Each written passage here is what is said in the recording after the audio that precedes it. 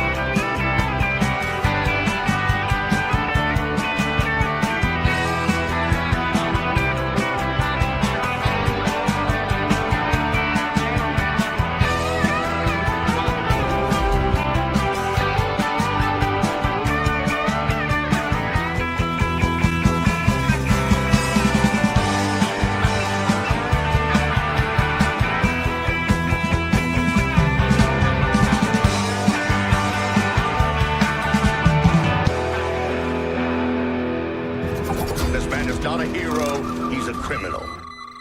Shut up!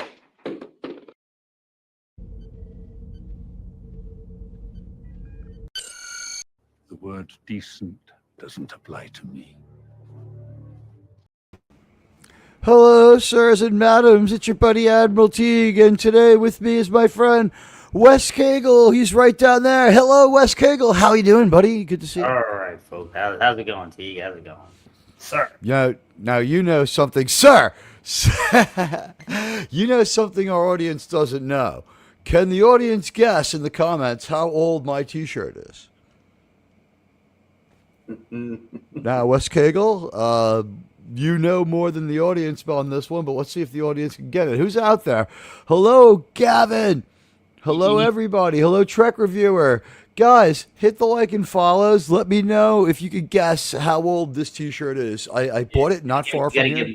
You got to give him a good shot of it. There you go. All right, so I bought this at a Stone show not far from here, almost to the date. It's like the anniversary of buying the shirt, so I wanted to celebrate it. Hello, everybody. We got a lot of stuff for you tonight. There's so much going on in the world and in the world of Paramount, sir. And you know what? There is just so much stuff to talk about. We lost a legend today. Robert Redford left us. I got the poll going. I tried to get the best four. I tried to make him exemplary of his career. I couldn't fit Wakanda Forever in there. I felt bad. But Just that, huh? I think, honestly, I don't know. I didn't make it to the end, but remember, that's still at the point where he was showing up as the bad government person before they passed the torch to Julia Louis-Dreyfus as the bad government person in the MCU. So we see Robert Redford. I think honestly his last role is probably an MCU role, which is, I don't know if it's a shame, but it's like a strange referendum on a career as lofty as he had reached. And he was calling his own shots and doing his own thing. He got paid well for his appearances in those Marvel movies, and gosh knows they needed him. But R.I.P. I got four up here. Let's see if you agree with the panel, or I'm sorry, with the chat. And hello to all. And if you're out there, please hit the like and follow if you haven't already, and make sure that you take part in our poll. It only has 3 votes. So, which is your favorite Robert Redford movie of these? Butch Cassidy and the Sundance Kid doing respectively at 33%. The Natural at 67%. All the President's Men, 0%. Jeremiah Johnson, 0%. there's a case to be made that only The Natural and Jeremiah Johnson are purely Robert Redford movies, isn't there? Yeah, probably. I could see that. I mean, that's where my vote fell. It fell into The Natural. The other ones I would go with are The Natural. ensembles. Yeah, and All the President's Men. You got Dustin Hoffman in there, so that's it's gonna not overshadow Redford, but he's Redford's equal. So That's a co-star buddy movie in a way, if you want to really be simple about it. There's a buddy component to that story. yeah, absolutely. Although I have to say, The Natural is where I voted, but my second favorite Redford movie, you didn't put it on the list, so It's not on there. Which is it? it's Sneakers. I toyed with Sneakers. I thought about Sneakers. And did you know over there on the other band they've changed their logo? But hello over on Bumble, I see people there at least showing up a little bit. There's more people showing us concurrence that are showing on YouTube. It's all over the place. YouTube is like a little inaccurate this week, but hey, I hope you like this photo. I took it myself at one of the bigger train stations in Queens. This is like right at the edge of Manhattan. It's beautiful. A lot of people might recognize it. DevMag, Yellow Pirate, hello. It's great to see you. It's been a little bit. It's great to see you. I saw you. You have been great with the commenting. Guys, keep the comments coming. They're really helping with the growth of the show. And I guess everybody had a lot of interest in the Saturday show, which has been streamlined now. And with this week and forevermore, the watch party, whether it's hosted at Germs or just in my theater, it's going to be pinned to the chat. So when you get here, you'll always be able to, there'll be a little note this week it's in the theater. It starts this time. This week, Germ will have it. And we'll get rid of that afterwards. But it has to be in there for everyone to know about it. Right now, there is a channel post up. I try to keep the posts to a minimum. They don't get looked at a lot. But I saw something today that was really wild before we get into anything else. Did anyone else catch the Critical Drinker just out of nowhere going live? It was just, I think was it his birthday, maybe he said? I didn't catch the first 20 minutes, but he was just on out of nowhere. He was drinking for real for a change. There's no way someone as productive as him is drinking as much as he drinks, for the persona. But did you catch that, West? I did not see it. I usually catch his stuff. I don't catch a lot of his live stuff. I usually catch his reviews of things. I mean, they are. I mean, the man is classic. The man is a legend on his reviews. So he sets the bar for the video essay. Yep. When I make one, I try to make it up to drinker standards. There's been a couple of times when I've been wondering if I could do something, so I've watched a couple of drinker videos. I'm like, he's not crazy. He doesn't go crazy about getting rid of the watermark. He'll leave that on there. Okay, I can do that too. You know what? That stuff like that. It's what is the standard? You watch a Disparu video and you see how high the quality is, and when you make your own, obviously you have something to aspire to. But welcome everybody. As it says here, like, share, follow, and watch the browser tab open for a while really helps me out, especially if you're coming through later, which is a big component of this channel, and I appreciate it deeply. Hello, everybody. So I guess what we do now is we had said we would do this, so we will. We turn the page. Finally, the final episode of Strange New Worlds ended. It ended on 9/11 of this year, and I gotta say, I don't mean to trivialize this. You probably did too. We both are eyewitnesses to this, aren't we? Yeah, firsthand. We saw it firsthand. Yeah, I've said this before. I was delivering my route, and the route I was delivering took me my break. I walk down a path. I'm on the beach, on the bay, so I watched the buildings burning from across the bay. Yeah, I saw it from a similar perspective. Closer than me. With in Queens, there's a lot of blocked line of sight. I went to a part by the shore to see it, but I realized I couldn't get there. I tried to give blood, and then I said, I have to lay eyes upon this.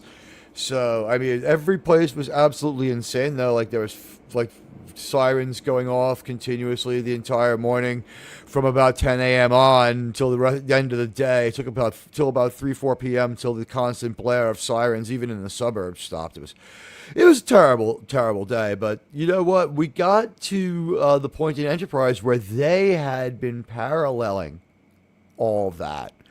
And we saw a new turn for Star Trek with Star Trek Enterprise going into that. And it did a torn from the headlines thing that really bothered me then, to be honest with you. It hasn't been as bad watching it now, but it did show that, like, torn from the headlines isn't fantastic for Star Trek. I think that Star Trek Enterprise's indie storyline's better now than when it aired because I don't have as much emotion about 9/11 watching it anymore. I have it. It's out of me. Only some episodes affected me. I thought the whole season would bother me. Fair enough. Yeah, fair enough. You know, I on the other hand, I did not. I was very involved.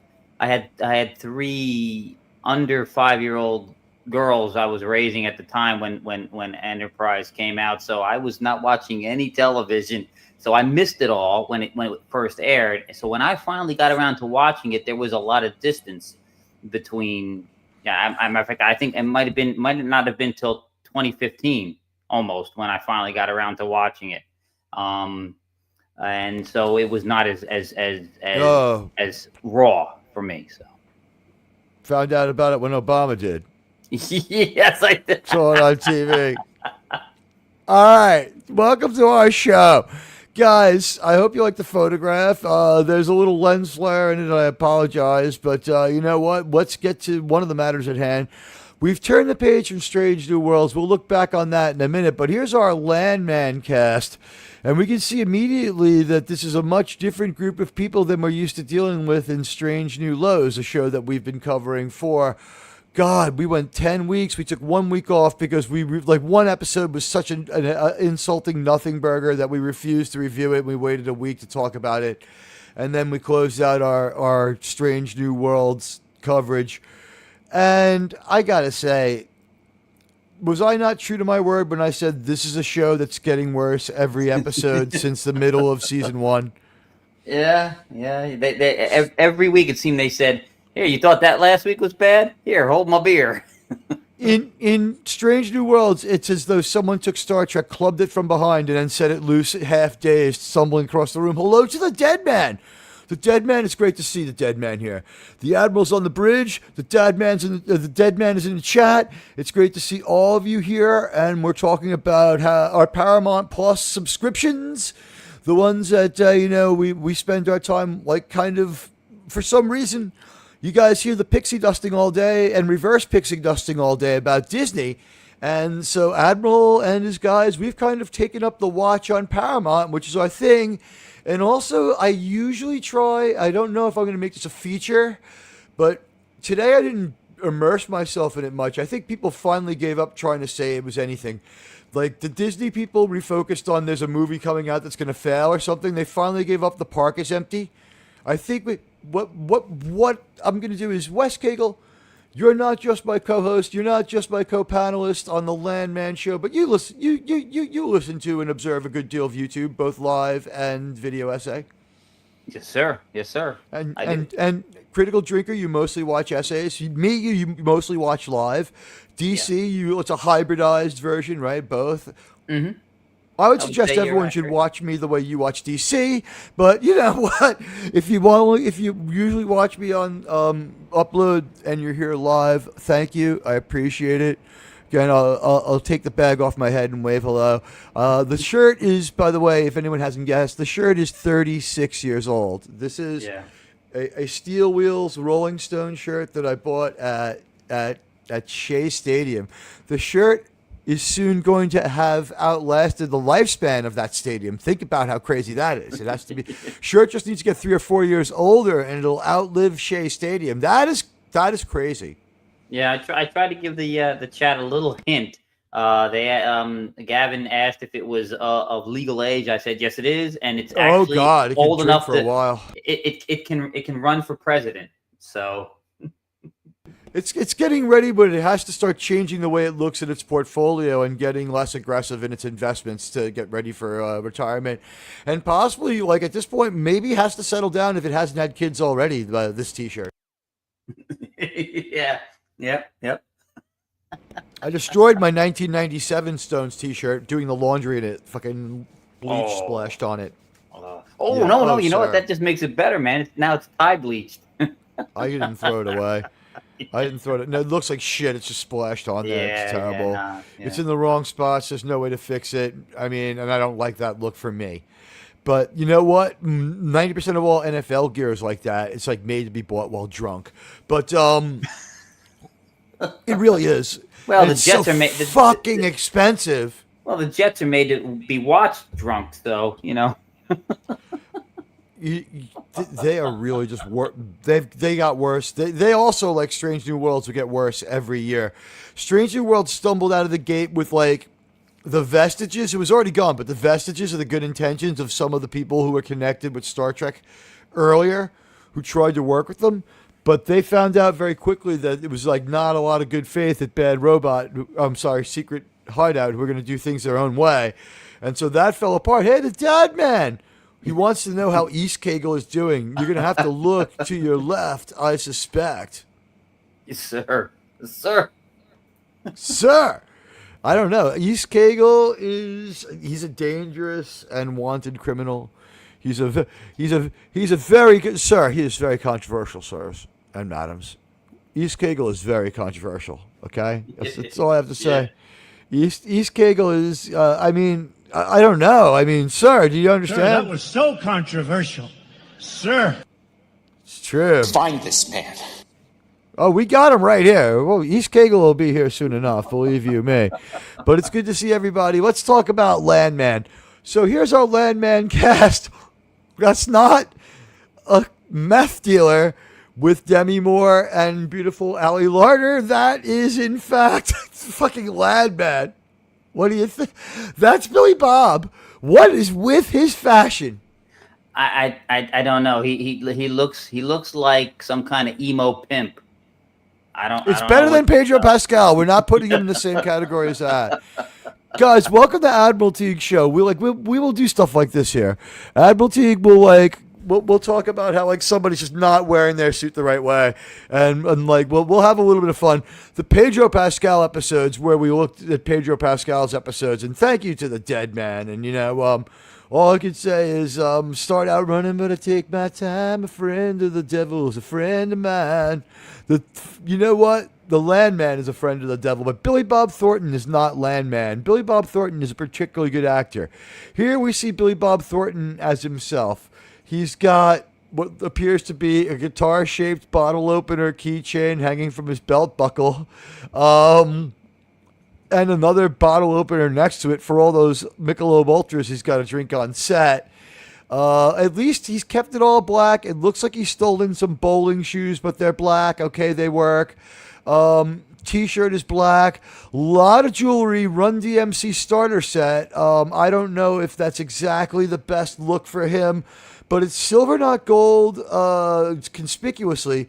And as crazy and terrible as it looks, nothing compared to Pedro Pascal. What do you think of what's going on with Billy Bob here? And the do-rag with the hat, I'm guessing that's just an admission that he wears a wig as Landman? Possibly. Tommy Norris does not look anything like this. No. Okay, guys, this is him in character as Tommy. As you can see, he's holding episode 1 of season 2 script, but we'll get back to that. Here's the rest of the cast. Ali Larder is hot. She is like 50 and looking great. You remember her from Heroes? I never watched the show. I mean, the only thing I know from that, I remember from that is save the cheerleader, save the world. I don't remember anything else.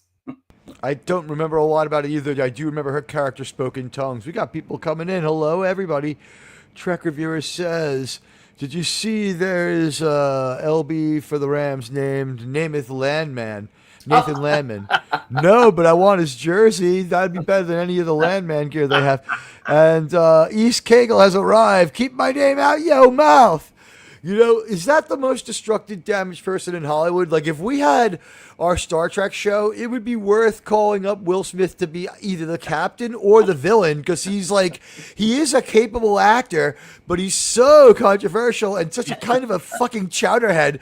The thing that we wouldn't have to worry about is, like, he would have his moments, he would yell and scream and rant, but, like, we would just, like, leave him alone. But now that he's been, like down in that place, we'll let him have a good blow and scream and rant for, like, 5 minutes, and everyone's like, Will, you know we love you, but can you calm down and just act normal? And if he could do that, we would put up with him. Like, what do you think about that? Because he can deliver a decent performance. His performance is, on the whole, He's in a lot of bad fucking movies. Don't get me wrong. Yeah.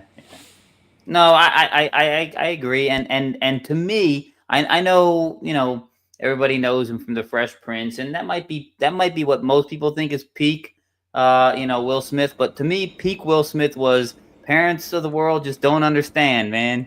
The parents just don't understand. And you know what? I have something going on in life. I'll just share with everybody. If you hear me like muting and unmuting, and Wes Cagle has to stay on top of this one to make sure I don't leave myself muted, sir, is I have this device that allows me to use my medicine. I need to vape a little bit. Like, remember that guy in the British House of Commons who's like started like vaping, and they're like, you can't do that here, sir. And he's like, it's my medicine. There's an allowance. And they're like, sir, you can't do that here. And he's like, it's cannabis. Fuck you. It's allowed. And they're like, sir, you can't do that. And he's like, why should I be forced to be in pain as I serve my people?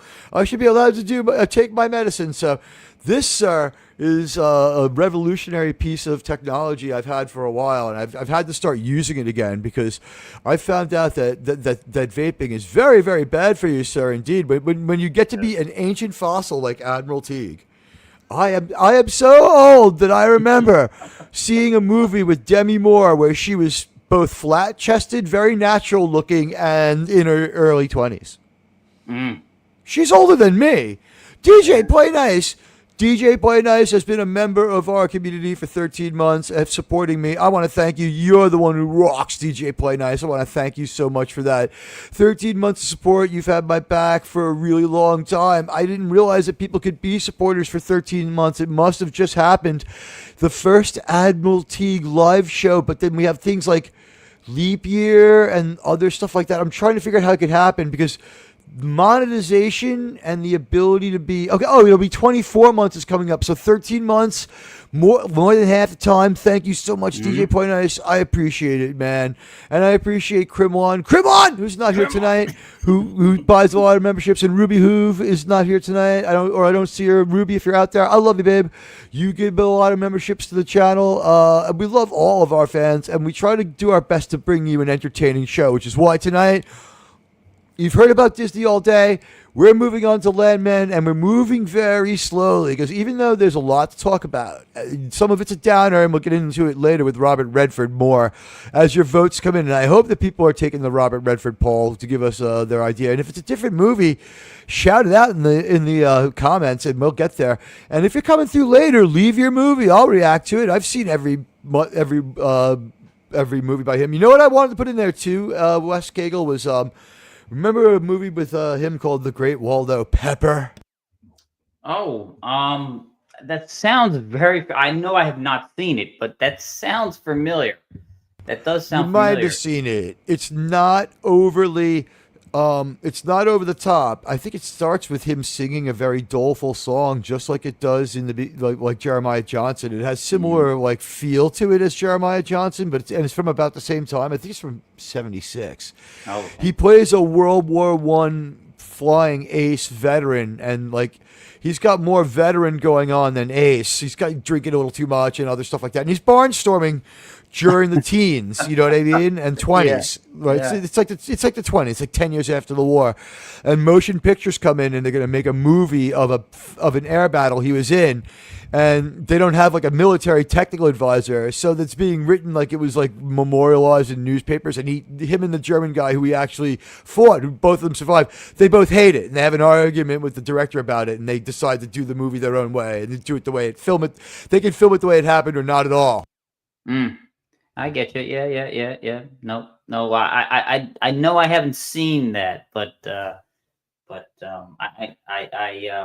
I've heard of it. I know I've heard of it. That's why it sounds so familiar. I want to watch it again to see the level of airplane in that, because remember, in 1970 to 76, World War One airplanes, the airframes weren't viable, but reconstructing them, the people who made them were still very much alive. It was less time since Star Trek, since like really the end of World War Two, since the original Star Trek, less time by a lot, since the end of World War One rather. So you had people who had worked on the planes still alive. You had specs for the planes. You had examples that still hadn't molded away completely. You had some stuff from World War One at that point, and so the Waldo Pepper people had stuff to work with. They made a pretty real movie, but I was tempted to put that one on there. Anyway, I digest. You digest. In Landman, I guess from left to right, I think that is a very sunburned white dude who plays Landman's buddy, who he lives in the house with. Have you watched Landman season 1? Are you gonna Are you gonna be on the season 2 panel? I will. What service is this on? Oh, it's on the. Actually, I'm gonna sound like a shill here, but this is the truth. I do favor, and DJ Play Nice, thank you, my friends, so much. I'm gonna make a video essay for everybody. It'll be ready by Thursday, I hope. What do you call it? I lost my place. Oh, with Landman, with season 1, it's pretty interesting. I got so busy with Strange New Worlds and other stuff that I didn't finish it. The last 2 episodes are still a mystery to me. So, I mean, I don't know if you can spoil it, since I think Landman is designed to keep on continuing. Okay. And so it's unlike 1883. I know you know your 1883 and your 1923. You were around for both of those, right? Yeah. Mm-hmm. Yeah, and those were 2 superior shows. We've seen that with streaming shows, guys, if the end is nigh, if they know when the end is, they can stick the landing a lot better than overriding the material and running out of goodwill. Hello, Read by Nature, my friend. Hello. Who was the World War One ace? I don't know if he was real. Oh, Brubaker, what a good movie. Yeah. The World War One. Read, your comment jumped. I'm looking for it. Where is it? Sneakers. People love Sneakers. Winter Soldier. Yeah. You know what? I will say Winter Soldier was a great performance by him, and that made that movie that much better. He's really good. The World War One ace might be fictional. He might be for the movie, but it was called Waldo Pepper in the movie. But I think the movie lends credulity to the fact that Waldo Pepper may have existed, because it was like Waldo Pepper, like 1890 to like 1958. You know what I mean? It was like, huh? Right. You know, like, so, or no, it was less. It was like to like 1930. It was like till like 1937. Like, he didn't make it into World War II. Right. He probably barnstormed himself to death. Yep. You know, there's a movie that he's in, and it's one of my. It's up there. I put it up there with Pat, and it's one of my favorite World War II movies that he's in, and he doesn't have a big part, because it's a big, huge ensemble cast, but he's in A Bridge Too Far, and his character is awesome. Yeah, I was thinking about that movie. The fact of the matter is, he's only in about 12 minutes of a 3-hour, very fulsome 3-hour movie. You can't include that in the full. No. It's honestly, if it's anybody as the star, it might be Anthony Hopkins. And It might be Hannibal Lecter. Anthony Hopkins is but I think a bigger presence. Sean Connery is huge in that film too. He's up there in the screen time. He's close. There's a little more. The thing is, Connery was a major star, and Hopkins is an up and comer. So they got him for almost nothing. And of course, I don't know how many people know this, but maybe Doomcock would be interested in knowing it. He was tutored by, his mentor was Burton. Richard Burton mentored. Nice. And when you watch Hopkins, you can see they're both Welsh. You can see, where's RRTNZ to verify that? He usually jumps right in there. I made a Welsh reference, RRTNZ, in 0 to 10 seconds. He runs like a Welshman. Towards the pub. No, but there are so many good performances in that movie. I mean, you got not just Sean Connery, but you got Donald Pleasance in it, Anthony Hopkins, like you said. I mean, God, it is man, if I encourage anybody who's not seen, if you see only say 3 World War II movies, see Patton, A Bridge Too Far, and the original Midway. I would say also then cap it off yeah. by watching the new Midway for the action sequences of that movie, because what they did was they copied the Codebreaker part, imposed it onto a really high-end combat sequence paid for by the Chinese. And in this movie, because of who paid for it, the bad guy faction played by the Imperial Japanese, they don't have any honor or any redemptive moment. No, They're just bad. How great is that? Yeah. They're just evil pieces of shit. Yeah. No, this is It's kind of funny, you have to admit. Yeah. But those 3, and I might throw in Longest Day. Obviously, I mean it's an epic film, but Well, he's not in that. Yeah, no, he's not. But those are great World War II Connery's movies. in both. Oh, World War yeah, II was so hard that between D-Day and Operation Market Garden, Sean Connery aged what seemed to be 7 years in only about 5 months. And he looked like, hell after all the men he had to kill. He deleted a lot of people. You know what, Reed? I want to address your Robert Redford point right here, since we are doing all these. I like to weave the show together. I'm weaving several themes together, but I'm doing more successful than ever because, like, smoking pot's now a thing of the past. It's like I kind of liked doing it. I still kind of miss it, but like having to vape it isn't exactly having to give up all caffeine or anything like that, is it? Like it could. There are worse punishments in life. I'm not complaining. Yeah, true. Kelly's Heroes. Is he in Kelly's Heroes? Redford? I don't believe so. No, not Robert. No, he's not. Not Bobby. No, Redford. that is a big Clint Eastwood and Telly Savalas film. And Donald Northerland. Oh God, that's a great movie too. No, you know what? There's the 70s, from the very end of the 60s through the very early 80s. There was a lot of great World War II films. Is this the Japanese version of the movie? It's the same exact movie, Letters from Iwo Jima, but it's just called Heroes of Iwo Jima. That would be ironically hilarious, but I wouldn't begrudge them that. I mean, they were heroes to the failed machine. I don't know. Maybe there's danger in sort of this lost cause myth where they were honorable.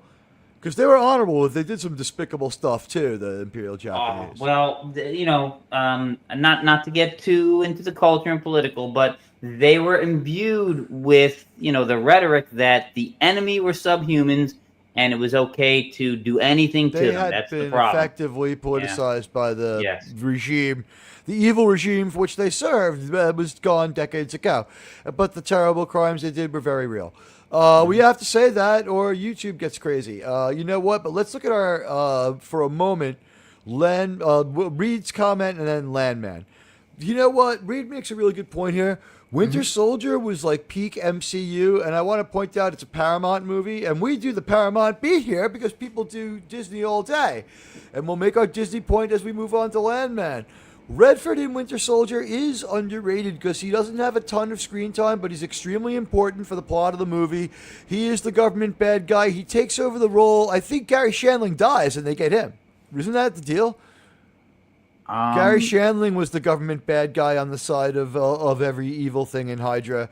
And then they bring in Robert Redford as sort of like the more morally gray but equally uncool government person in the Marvel movies, and then they passed that off to Julia Louis-Dreyfus, and now she's the government bad person.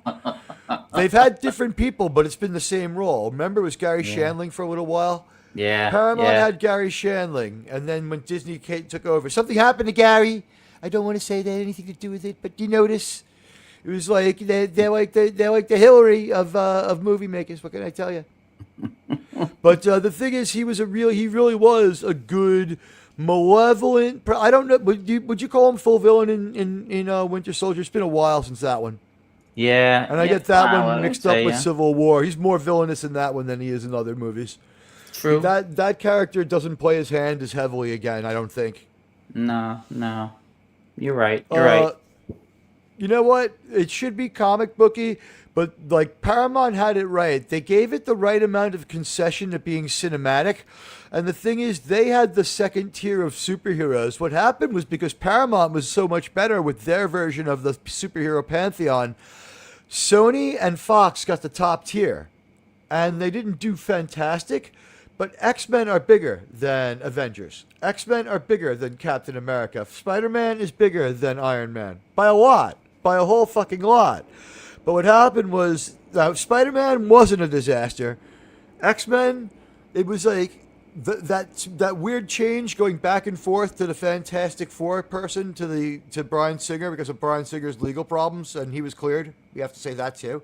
Yes. That all turns out to be a big deal in the pacing of those movies. I don't know. You can tell which ones are him and which ones aren't. Like, name an X-Men movie, and I'll name an X-Men movie. You tell me if it's Bryan Singer. Now, the first one obviously is Bryan Singer. The second one is Bryan Singer.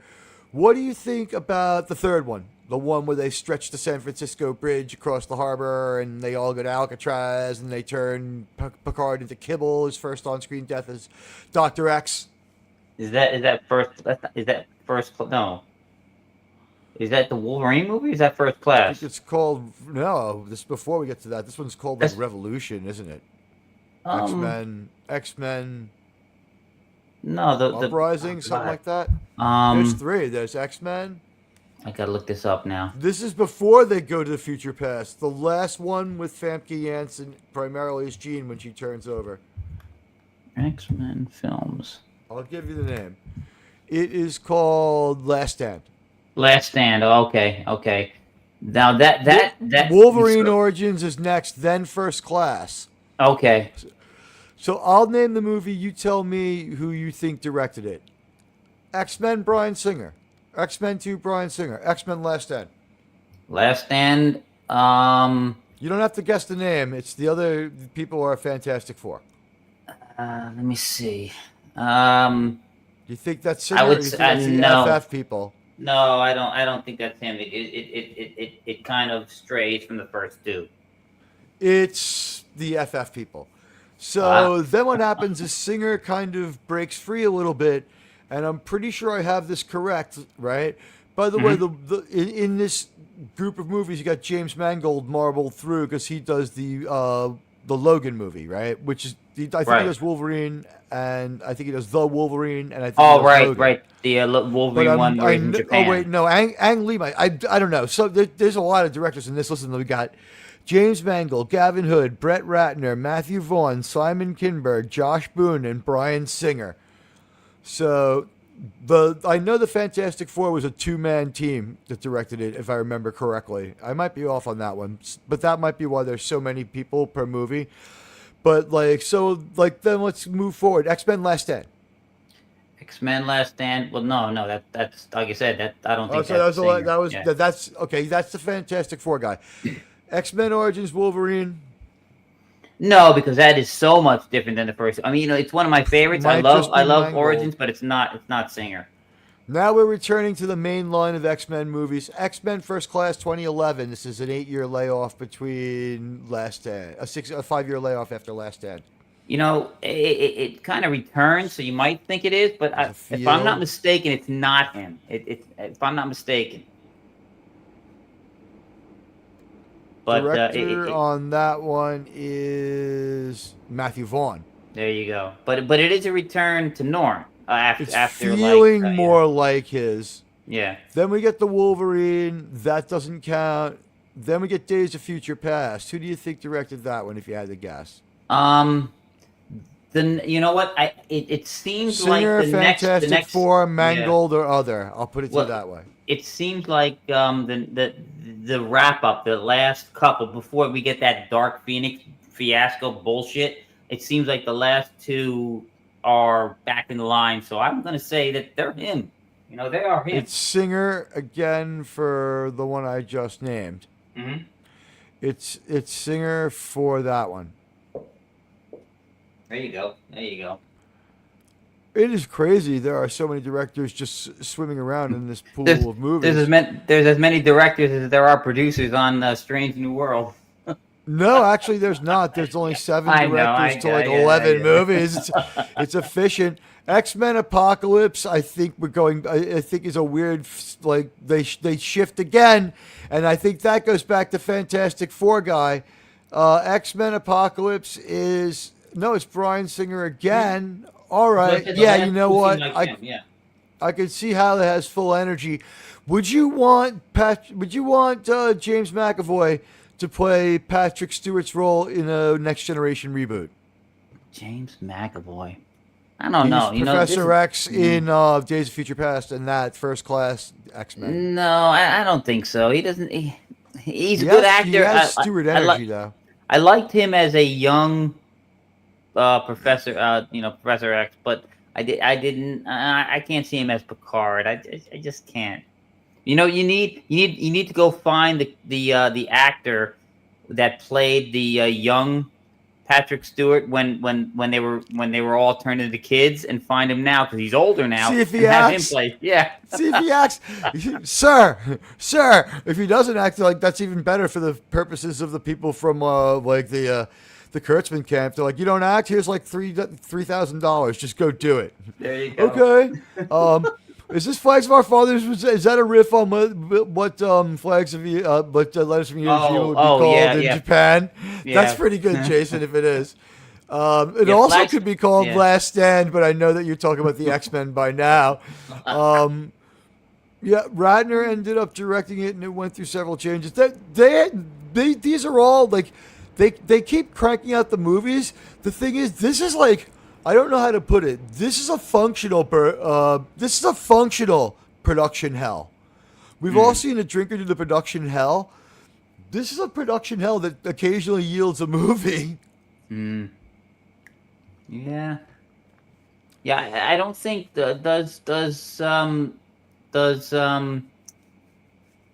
Singer return for anything after Apocalypse? I think the deal is like the Fantastic Four guys trying to plant this flag on it forever, right? But that Last Stand movie is just like everyone's like, it was a X-Men too far. Everyone was left that movie like kind of like, It wasn't the worst. It was like, well, I saw Rebecca Romijn of this year naked, rather than the Rebecca Romijn we got stuck with in Strange New Worlds. But she looked good naked. We got to see stuff like that. But the movie was just too weird. I mean, when Patrick Stewart turned into Kibble, I was like, all right, whatever. I didn't realize I would come to have the feelings I do about Patrick Stewart. I mean, it was... Although I got to admit, after seeing him in a couple of really lackluster Star Trek movies, like I think after that last Star Trek movie where he's crying with Data and like it's almost like he's in a relationship with Data, I was like, I don't care. I kind of wish he'd been the one who died in that last Trek movie. That would have been better. Yeah. Let Data go on. It would have kept him from getting in trouble in New Trek, or they would have just changed the reality and had him been like in another reality. They don't give a shit. No, that was a terrible movie though. That was not a Star Trek movie. That was a Picard Data movie. Kurtzman had started coming in, and that feeds my Nexus delusion, and I also think that Picard became mad and turned into Patrick Stewart. He went mad, as they say, and that's why he thought he was very important, and the other cast members aren't important in the movies, and he thinks he's an action and adventure star when he's not. He was like a cerebral thinking man, sometimes action star, and he didn't allow for the best movies because of that. And he got the director he needed. Jonathan Frakes wasn't a good director after First Contact. And he was only okay in Generations. He has one good movie that he directed well, and it's not a fantastic story. First Contact is well directed. It's a bad story, in my opinion. Really? Yeah. It's one of my favorite. It's one of my favorites. I actually, if you take the original. Because Nemesis is terrible, but I end the movies after Nemesis. I don't include the other stuff. But if I'm ranking them, I actually rank First Contact ahead of Star Trek V for sure, and I actually put it ahead of the first one, the motion picture. Call me crazy, I don't care, but that's just me. I like First Contact a lot. I actually put Insurrection. I know people are going to hate me. I put Insurrection again ahead of Star Trek V. but that's again, it's my opinion, so I'm entitled to it. So, but Shut up! I'm beating. Oh God, what am I? You've made the general angry. I'm only kidding, Wes Cagle. Come on, we have the sound. We have to use it, right? Yes, sir. Sir! No, you know what? Sure. I'm sorry. I did it. What can I tell The word decent doesn't apply to me. Well, No, I mean, I get where you're coming from with that, though. well, the word I- decent doesn't apply to me. Have you seen my Twitter feed recently? Yeah, there you You're go. still allowed on Twitter. Kash Patel had to come off at Wes Cagle's Twitter feed to get into other work. It's like very, very much concentrated on that, sir. No, but you know what? We had in Patrick Stewart just a tough actor to like, and he just took a heel turn as a person, just became unlikable there, and that was rough. But okay, let's go back to we'll go to the true matter at hand. Yes. Here it is, sirs and madams. Landman. Billy Bob Thornton is dressed like an idiot. John Hamm, aside from needing socks, looks pretty darn good. Rocking what appears to be brown. I mean, well, go for it, John Hamm. You can do it. And the white sunburned guy, that's he's like Landman's like housemate. Landman lives in like a fictional town called Midland, Texas. I think there's a real Midland, Texas. This is not that town. Unless Midland, Texas is like gushing with oil, like it's not that town. Midland, Texas is like got an oil patch, and then it's got a town outside the oil patch that the company kind of keeps from being terrible, with a country club that's full of the nouveau riche oil people who live in Midland, Texas.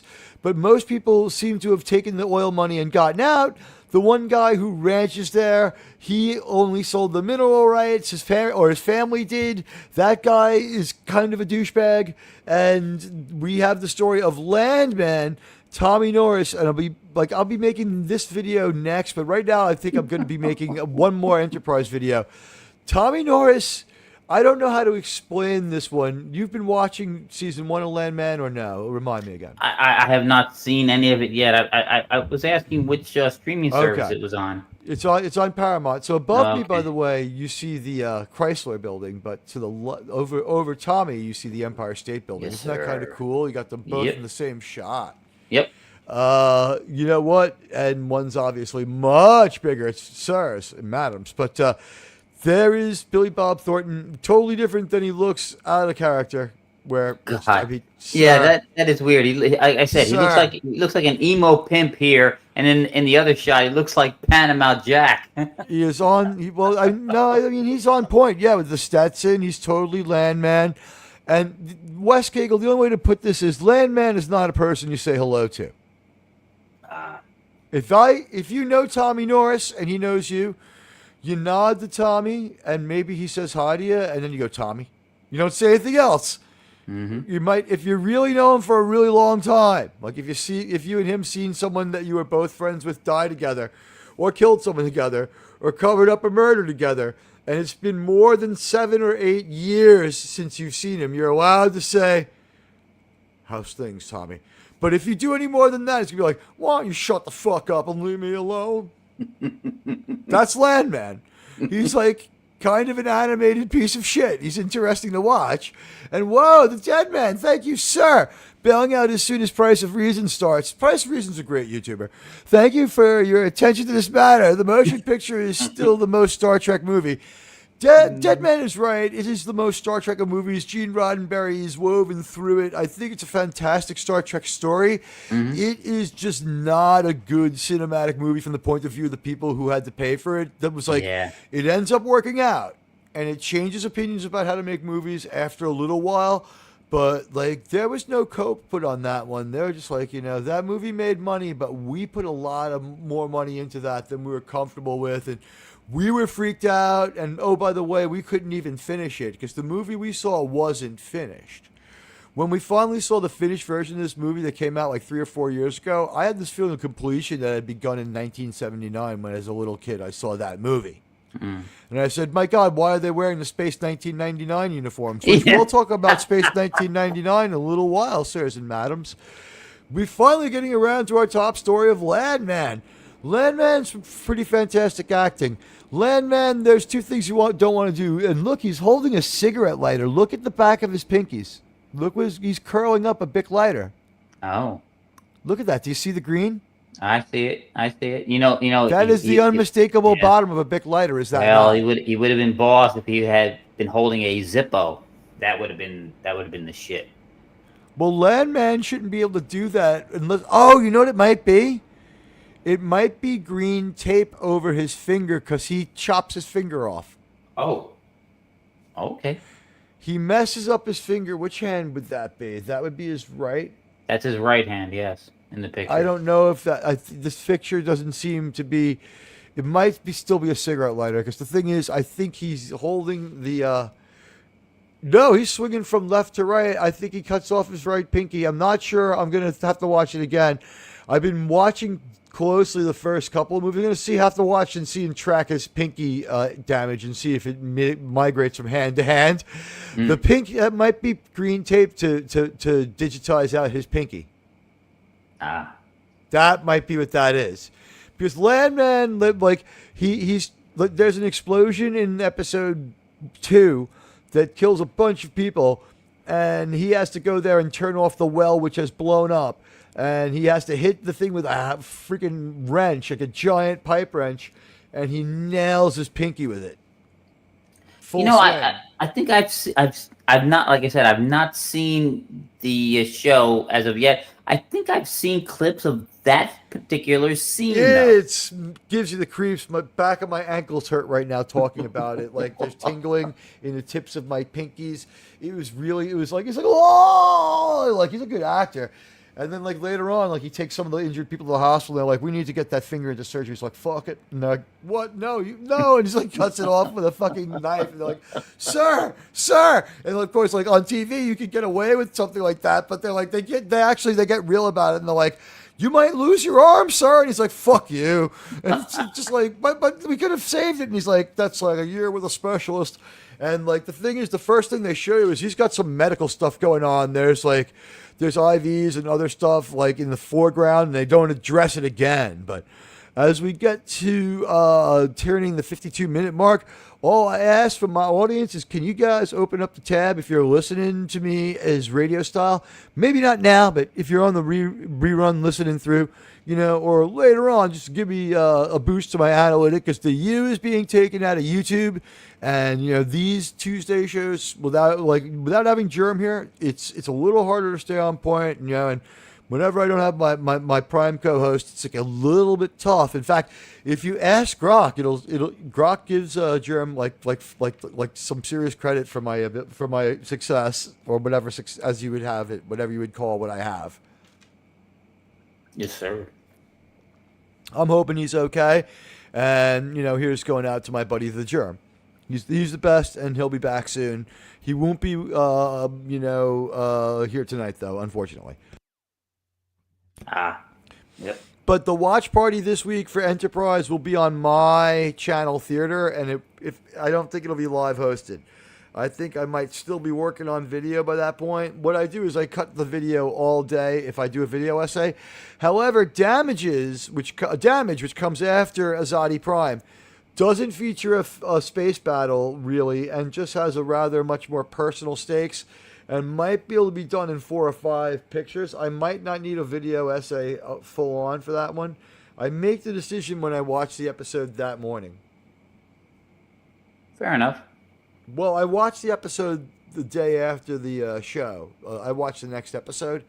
Then I think about it, and I watch the episode again midweek, and then I give it a final watch the morning of, to decide.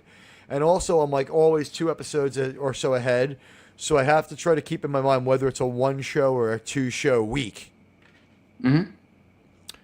I don't think we can have a 3-show week. I think that like when we get into episodes that are stories that are 3 and 4 episodes long in season 4, Admiral's going to have to do like a part like Terra Prime Part 1, Part 2, Part 3. Okay. Because all of them are really dense. You weren't on the panel, but did you catch the last show where we did Azadi Prime? Yep. That video essay was a pretty good video essay to keep us oriented without us going to the actual episode. It made for a pretty good intro to the episode, I thought. Yep. I thought it made for a very good intro to our show. It encapsulated, it was better than a previously on because it was 5 minutes long instead of like 30 seconds. It was 5 minutes long. And you got the essence of the episode. And with a little bit of work, that could be this week's video essay is what I'm thinking, is an Azadi Prime video essay.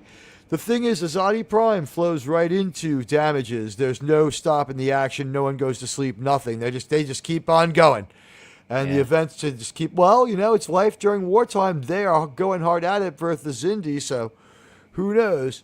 But we will find that one out. It's a one-episode show this week, but that's my method for that one. With Landman, we're going to have the panel, Krimlon. Krimlon will be there a lot of weeks. Sean will be there. Wes Cagle, sir, you're allowed to be there. You're on that Landman 1923 Taylor Sheridan panel. You're getting up to Taylor Sheridan proficiency. Here's the thing. I have the only independent Taylor Sheridan panel on YouTube. We really do. You show me another one. I mean, I do realize that Lance covers it. But Lance Nielsen, my friend, and the Outcast Creative, we recommend him down the bottom of the page. And Northern English Bastard, I think, watches it too. But he's Northern English, the bastard, and he is on Northern English time. No, the thing is, I collaborate with him like more than anyone else. He gives me massive homework that takes up a lot of time. The thing is, I find him to be a really good and compelling YouTuber, and I really enjoy talking to him and having being on his panel. I think he's a great guy, and I have a great time hanging out with him. And I want to again thank the Dead Man for supporting the channel. Dead Man, you know what? Once we get past Damage, maybe we could get the Dead Man on here because the Dead Man reviews Star Trek too. So cool. I think I would like to get. Well, he's a member of our community, right? So yes, we had asked the oldest gamer, and he just had like a bunch of shit going on. We couldn't get him on here, and like it's been a while since we've seen him. So I know things were like not bad, like they were getting better, but it was like an intense time for oldest gamer. So we're like salute to him, hoping to see him around more, and we'll see him soon. And look, it's Dad Man. You might, I think you know this. Do you know this banana? This foot banana? I know this football banana. Yes, I do. You recognize the voice of my co-host, North Cagle. The Cagle of the North. He's a Northman. He's called West Snow. I am from the Great White North. Yes. Yes. We have all four. We are well oriented on our Kegels, man. And you know what? There's the very latest 4K. And by the way, if you're still here, Dead Man, let's get together about having you guest on one of our episodes for Saturday night. It'd be fun to have you on. Your Star Trek perspective's great. You got to find an avatar. You're allowed to turn your camera on, but you have to have an avatar too. It's the rule. Yes. We'll help you if you need help. We'll help you. But you're invited. We're going to get together on that. I think we follow each other on X anyway, so it'll be easy to talk about it. I want to do that. The 4K of TMP is the best, especially if it's the very latest completed director's cut. It's the only movie I know to have two director's cuts. Can we please get one to Star Trek V so William Shatner can do whatever in his vision he wants to complete? You're welcome. I forget what he's to be thanked for, but the Dad Man is an awesome YouTuber. And we have both the Dad Man and the Dead Man here together at the same time. So I don't know if it's my Northeast New York accent. I praise you as well. But you're always welcome on our show. Well, you can come back anytime on Saturday night. We had a great time when we did the Battlestar Galactica distant replay and then did the Star Trek episode of North Star Next. That turned out to be an interesting diversion for our channel. And you know, sirs and madams, I'm thinking of this. Tell me what you think, Wes Cagle.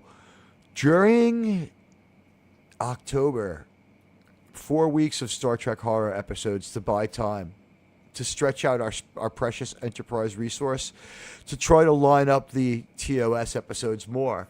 Because if we make it to the TOS in September or October, we can line up the episodes week by week of the original airing. As of we're thinking ahead here. We're thinking a year from now, because we are a year out from the 60th anniversary of the Man Trap. Oh, wow. Well, whether we're on it or not, we're going to double back and we're going to talk about the Man Trap that night. And that night's watch party, if Germ has it, will be the Man Trap. Hey, North Kegel is here. You know, North Kegel, a very harsh regime. The people in South Kegel fly DVDs across the river on balloons to the people in North Kegel.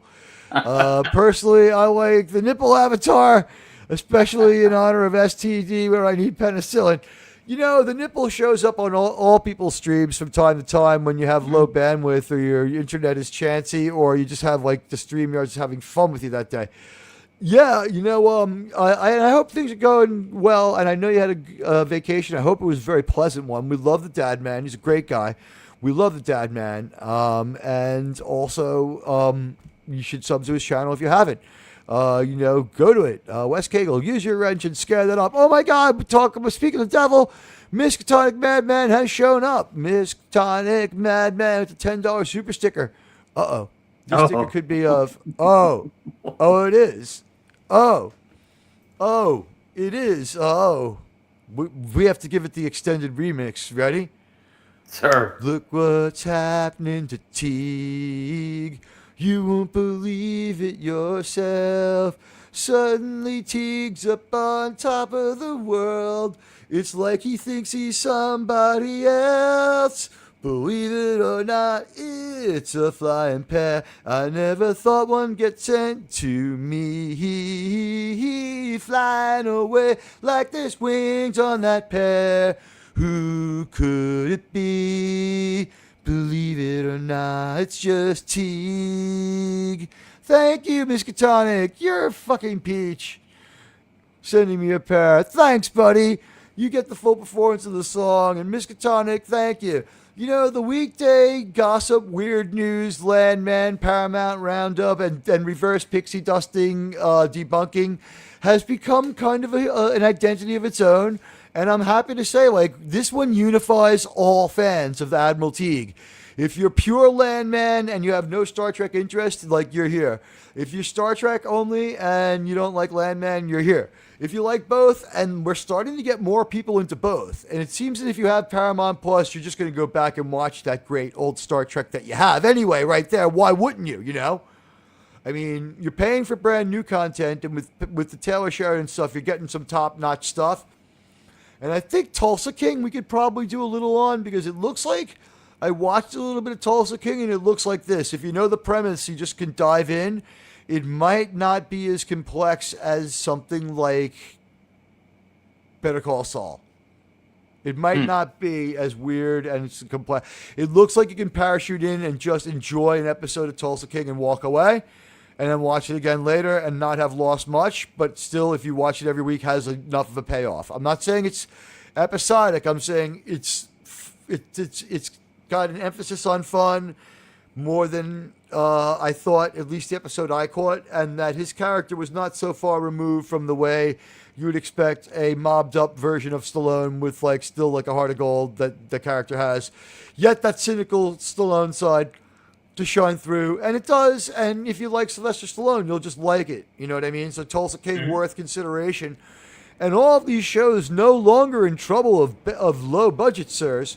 Did you know that Skydance is owned by a larger corporation? No. But I'm not surprised. So the larger corporation which owns Skydance outright, and Skydance is just a wholly owned subsidiary of the parent corporation. You should listen to this one, sirs and madams. This one is important to keep in mind. Have you heard of Oracle Computing? Oh yeah. Yeah.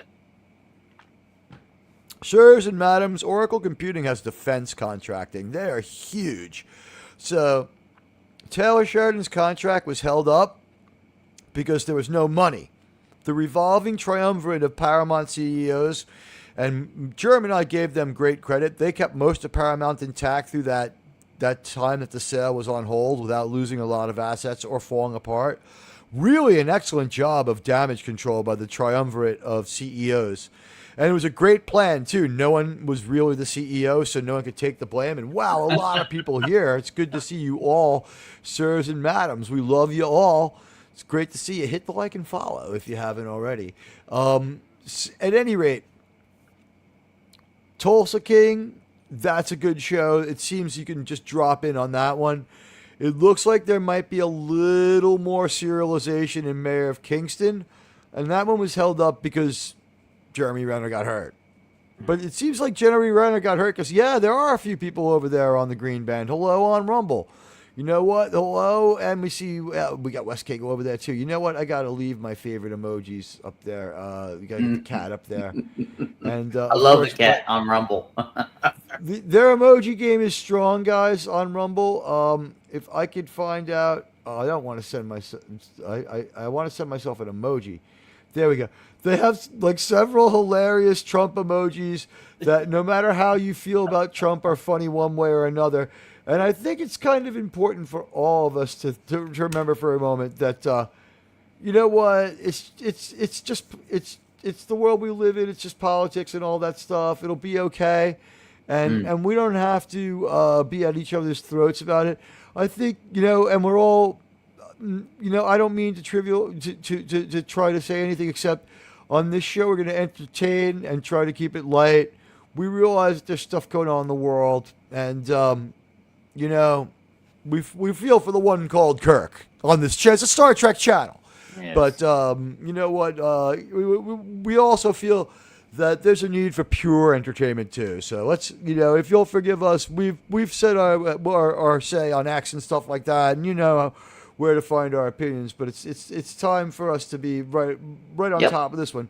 Yeah, Paramount, but I keep forgetting to watch Beavis and Butthead. It's pretty funny. I gotta be honest. I keep forgetting to watch it too. I watched the first 2 episodes of it, maybe 4 episodes of it.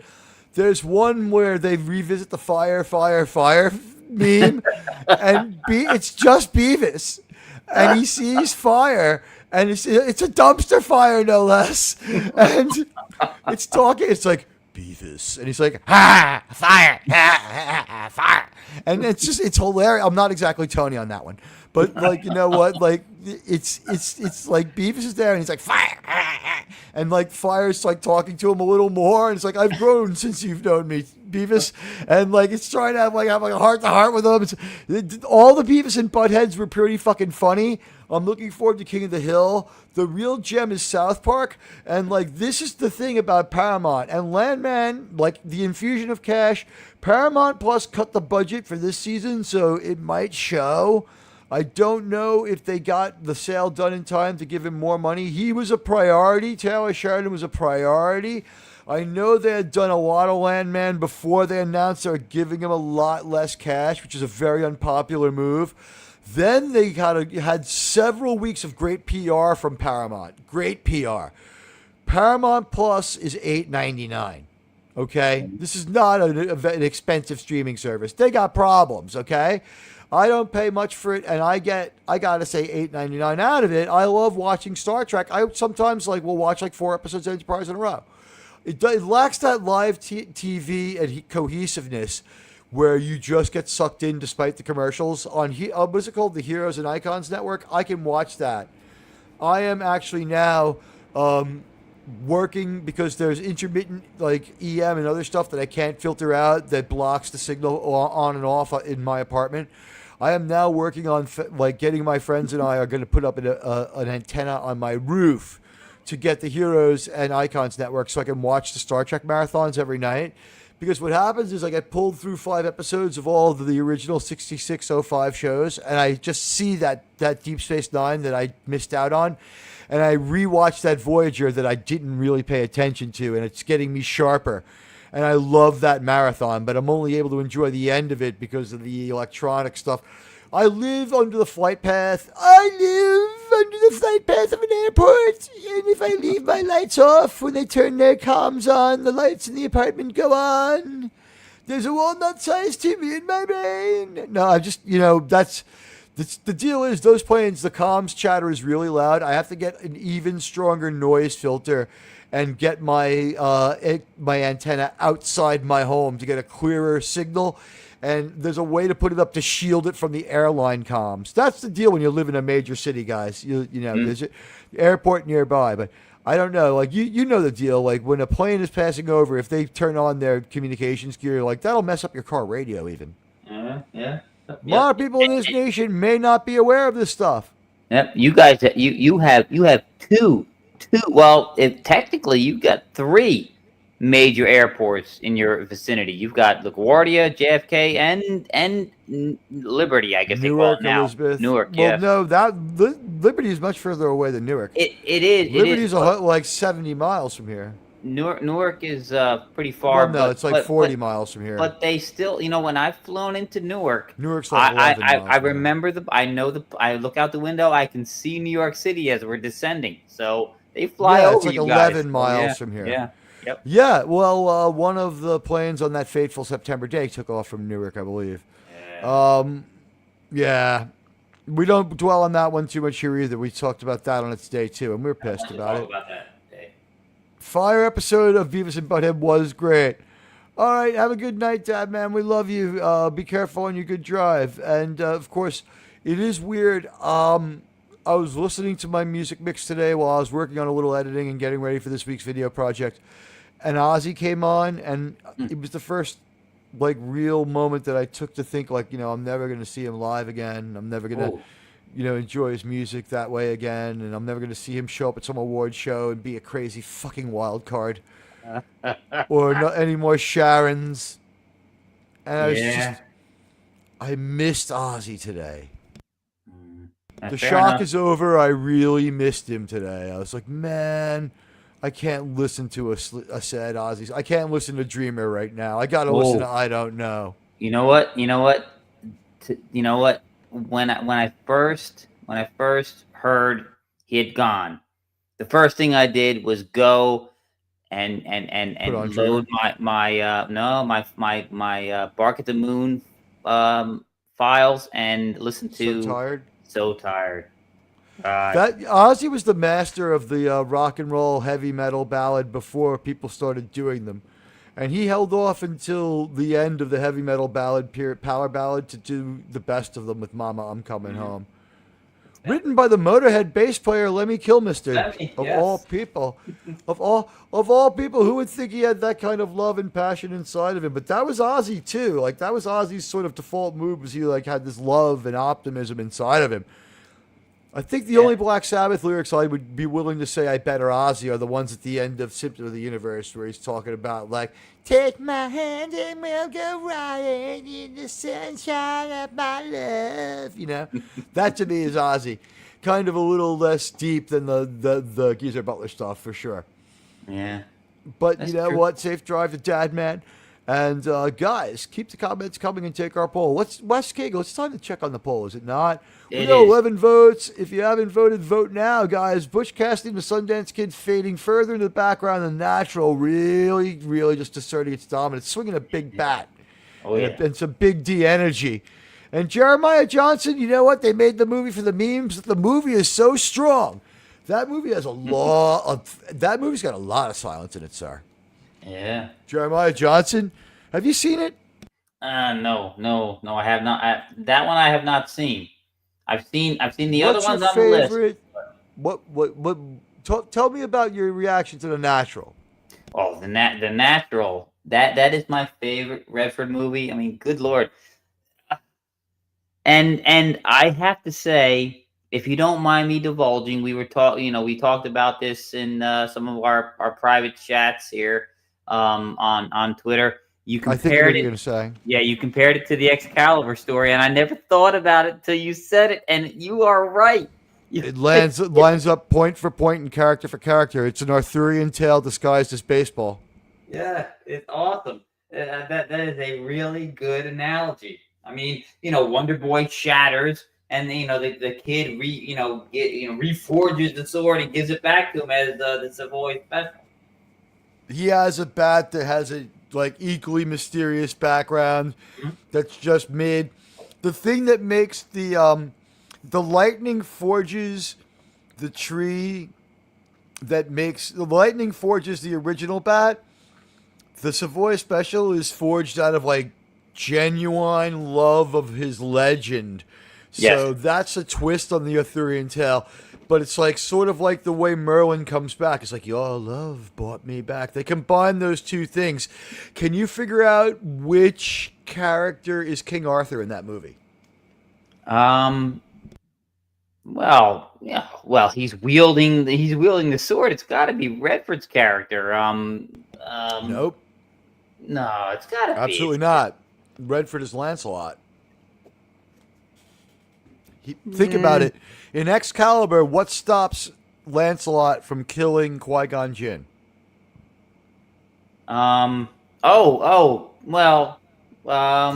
His self-inflicted wound. It's the wound that he got from his vanity. No, wait a minute. The person that was stopped from killing Qui-Gon Jinn, Leslie Nielsen, Lancelot. was no, that was Arthur was about to kill him. And he stops. It was when they were two people stopped themselves from killing him. Okay. I only remember the part You're where right. they were going to defend Arthur the underground. refuses to fight him. Yeah. Well, now, you have to remember something. Mm-hmm. Remember something. Lancelot doesn't have a sword. Oh, he has a spear at that point when he comes back, right? And when Arthur becomes king, he has to stop fighting because of what happens with Lancelot. In the Arthurian tales, Lancelot carries Excalibur into battle. Once Arthur meets him and gets done with single combat himself. Remember, he's like, I'm the king, I can't fight. Oh yeah, he makes Lancelot his champion. Obviously, yes. So Lancelot carries Excalibur. No, I think he's just a champion. I don't think he ever carries the sword, does he? We don't see it in the movie, but in most Arthurian tales, like it's related that as King's champion, he carried Excalibur into battle. Oh man, I'm gonna have on to, behalf of Arthur. I'm gonna have to look this up again. Okay, cool. I did not know this. Remember, it's not a remake of Excalibur. That and Excalibur have the same source story. Mm-hmm. So you can't figure out who King Arthur is, and you can't figure out who Merlin is. Well, I think Merlin is not the coach, but the other guy who's the bench coach. Yes. The manager is Arthur. Oh, yeah. You think? Yeah. He can only keep the team if he wins and makes it to. He has to win the pennant to keep his management share in the team, or the team goes to the malevolent character who represents, evil. Okay. And that character is just in the natural. There's just a malignant character who's evil. Well, I don't know if he's the Green Knight or whatever, but he's he's not exactly Mordred. Well, there's the guy that tries to buy the team, right? That's Morgan Le Fay. Morgan Le Fay is Morgan, played by Kim Basinger. Was she in?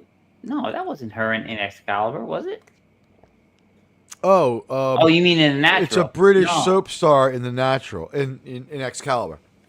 Okay, no, I'm thinking there's a guy that tries to buy the team out from underneath the.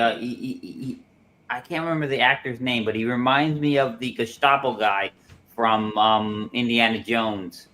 I forget the actor's name too, but yeah, he's a douchebag.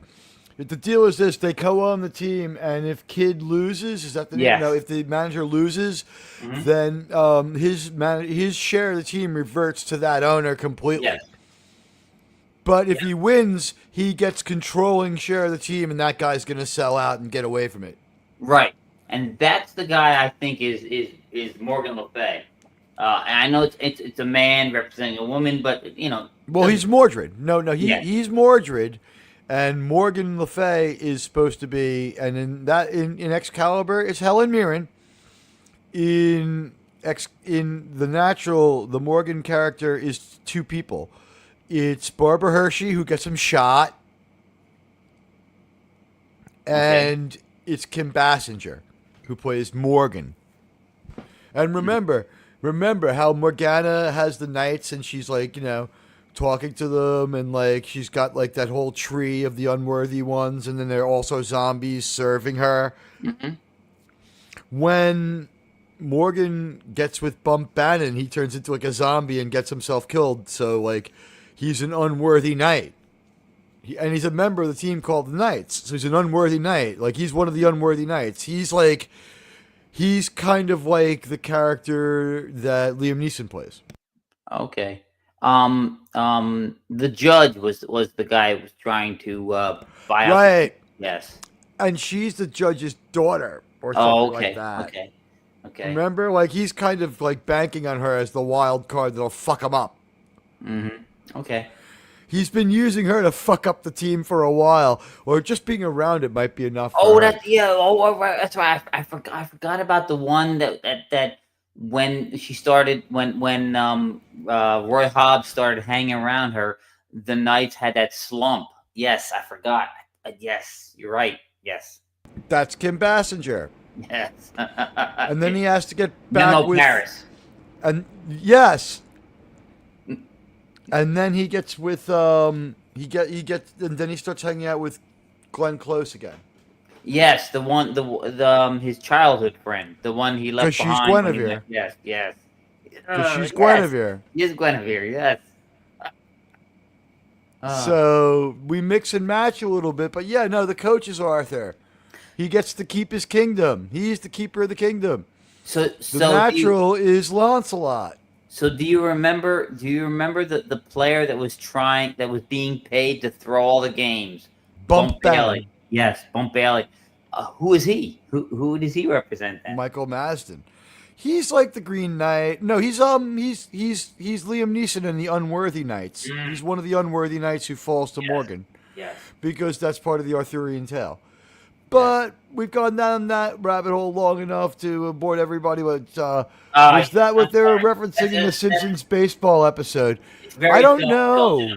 I'm sorry. It's very self-indulgent. I love. No, don't worry, guys. It's just Robert Redford's night, and that's a Robert Redford movie, so we're on topic. We're off of Landman, but we're on topic. What can I tell you? It was unfair. I guess we tried to turn the page back to Landman, but the deal is season 2 coming in a couple of weeks, and the news for this channel is the season 1 part 1 discussion is this Thursday.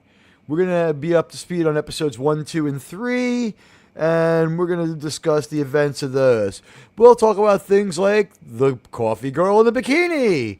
We'll talk about such great items as Demi Moore, 62 years old, in a bathing suit, and how we wish the show didn't really have that, and maybe lifetime feelings about Demi Moore. I don't know. She's not the worst, but she doesn't fit that show. She doesn't feel like she's my one problem with Landman.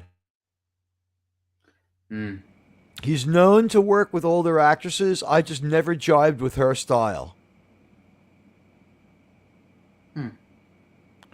Demi Moore is fairly good, and the thing is, she's a co-star in that one, so she doesn't do a lot, but we do see her swimming around in a bikini a lot, in a bathing suit a lot, which is weird, because, like, at this point, what is she, 63? She's really kind of up there for a scene like that, and she's married to John Hamm, so it's not the world's most convincing casting. It's not the worst, though. They're part of the show. It's like Kate Capshaw in Temple of Doom. Yeah, well, no, Kate Capshaw is hotter than Demi Moore is now in Temple of Doom. I kind of dug Kate Capshaw in Temple of Doom, but I was like 15. We were like 15 when that movie came out. Wes Cagle and I are the same age. And Ruby Hoove, we were talking about you earlier. We took a pledge in your name in the first like 25 minutes of the show about how we have to be entertaining and hold up to a standard. Thank you for gifting one membership to a member of our community. Take the poll.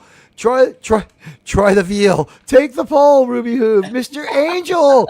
It's good to see Mr. Angel hanging around. Mr. Angel, we love you. Mr. Angel, you are a great member of our family. Mr. Angel got the gift membership. Ruby Hoove, thank you. Mr. Angel, try the veal. It's fantastic. Also, try the membership videos. They are coming out hot and heavy. We have a bunch of them, one a month. And there's going to be a membership meet and greet opportunity coming up in the month of September or October. The next 4 weeks, I'm going to do it. And I'm going to try to do another one where I can spend the whole day hanging out. Because what happens is with the nature of this channel, we have the Star Trek people who are around the world. And we have a lot of American people from all the time zones. So whatever I do, plan to do it an hour. It always turns into like 4, sometimes 6 hours of hanging out in there. And I don't mind. I love you all, but it's a lot of time hanging out. So I have to do it when I have the time. But I have a great time with you guys. Yes, sir. And Wes Cagle right there being a good top-ranked moderator. That's why you have the +1 wrench. Although we have to always, at this point, shout out to Buddy, who isn't here tonight, as the swinging the mightiest of wrenches, as the head wrench of the channel. And Obi, too, has kind of like, he's sort of like the Lancelot of wrenches of this channel. Oh, I'm glad you're hanging out. I'm glad you like it. We keep the entertainment on point here. We got tangential today, but you know what? We have an hour left to get to some of this nitty gritty, and we can touch on some of this stuff that maybe isn't of as much interest. But you know what? Let's get the picture here. Landman is a coming. We're going to be in depth, and we're going to be giving you guys info on Landman. We're getting into the nitty gritty. I will say this on the show: the tone of everyone is plain spoken, but they don't do overlapping dialogue, which I like. For a while there in the 90s, and it starts with a movie. I feel a little bad saying this because it's an iconic movie, and a lot of people find the movie to be really sort of like a great movie.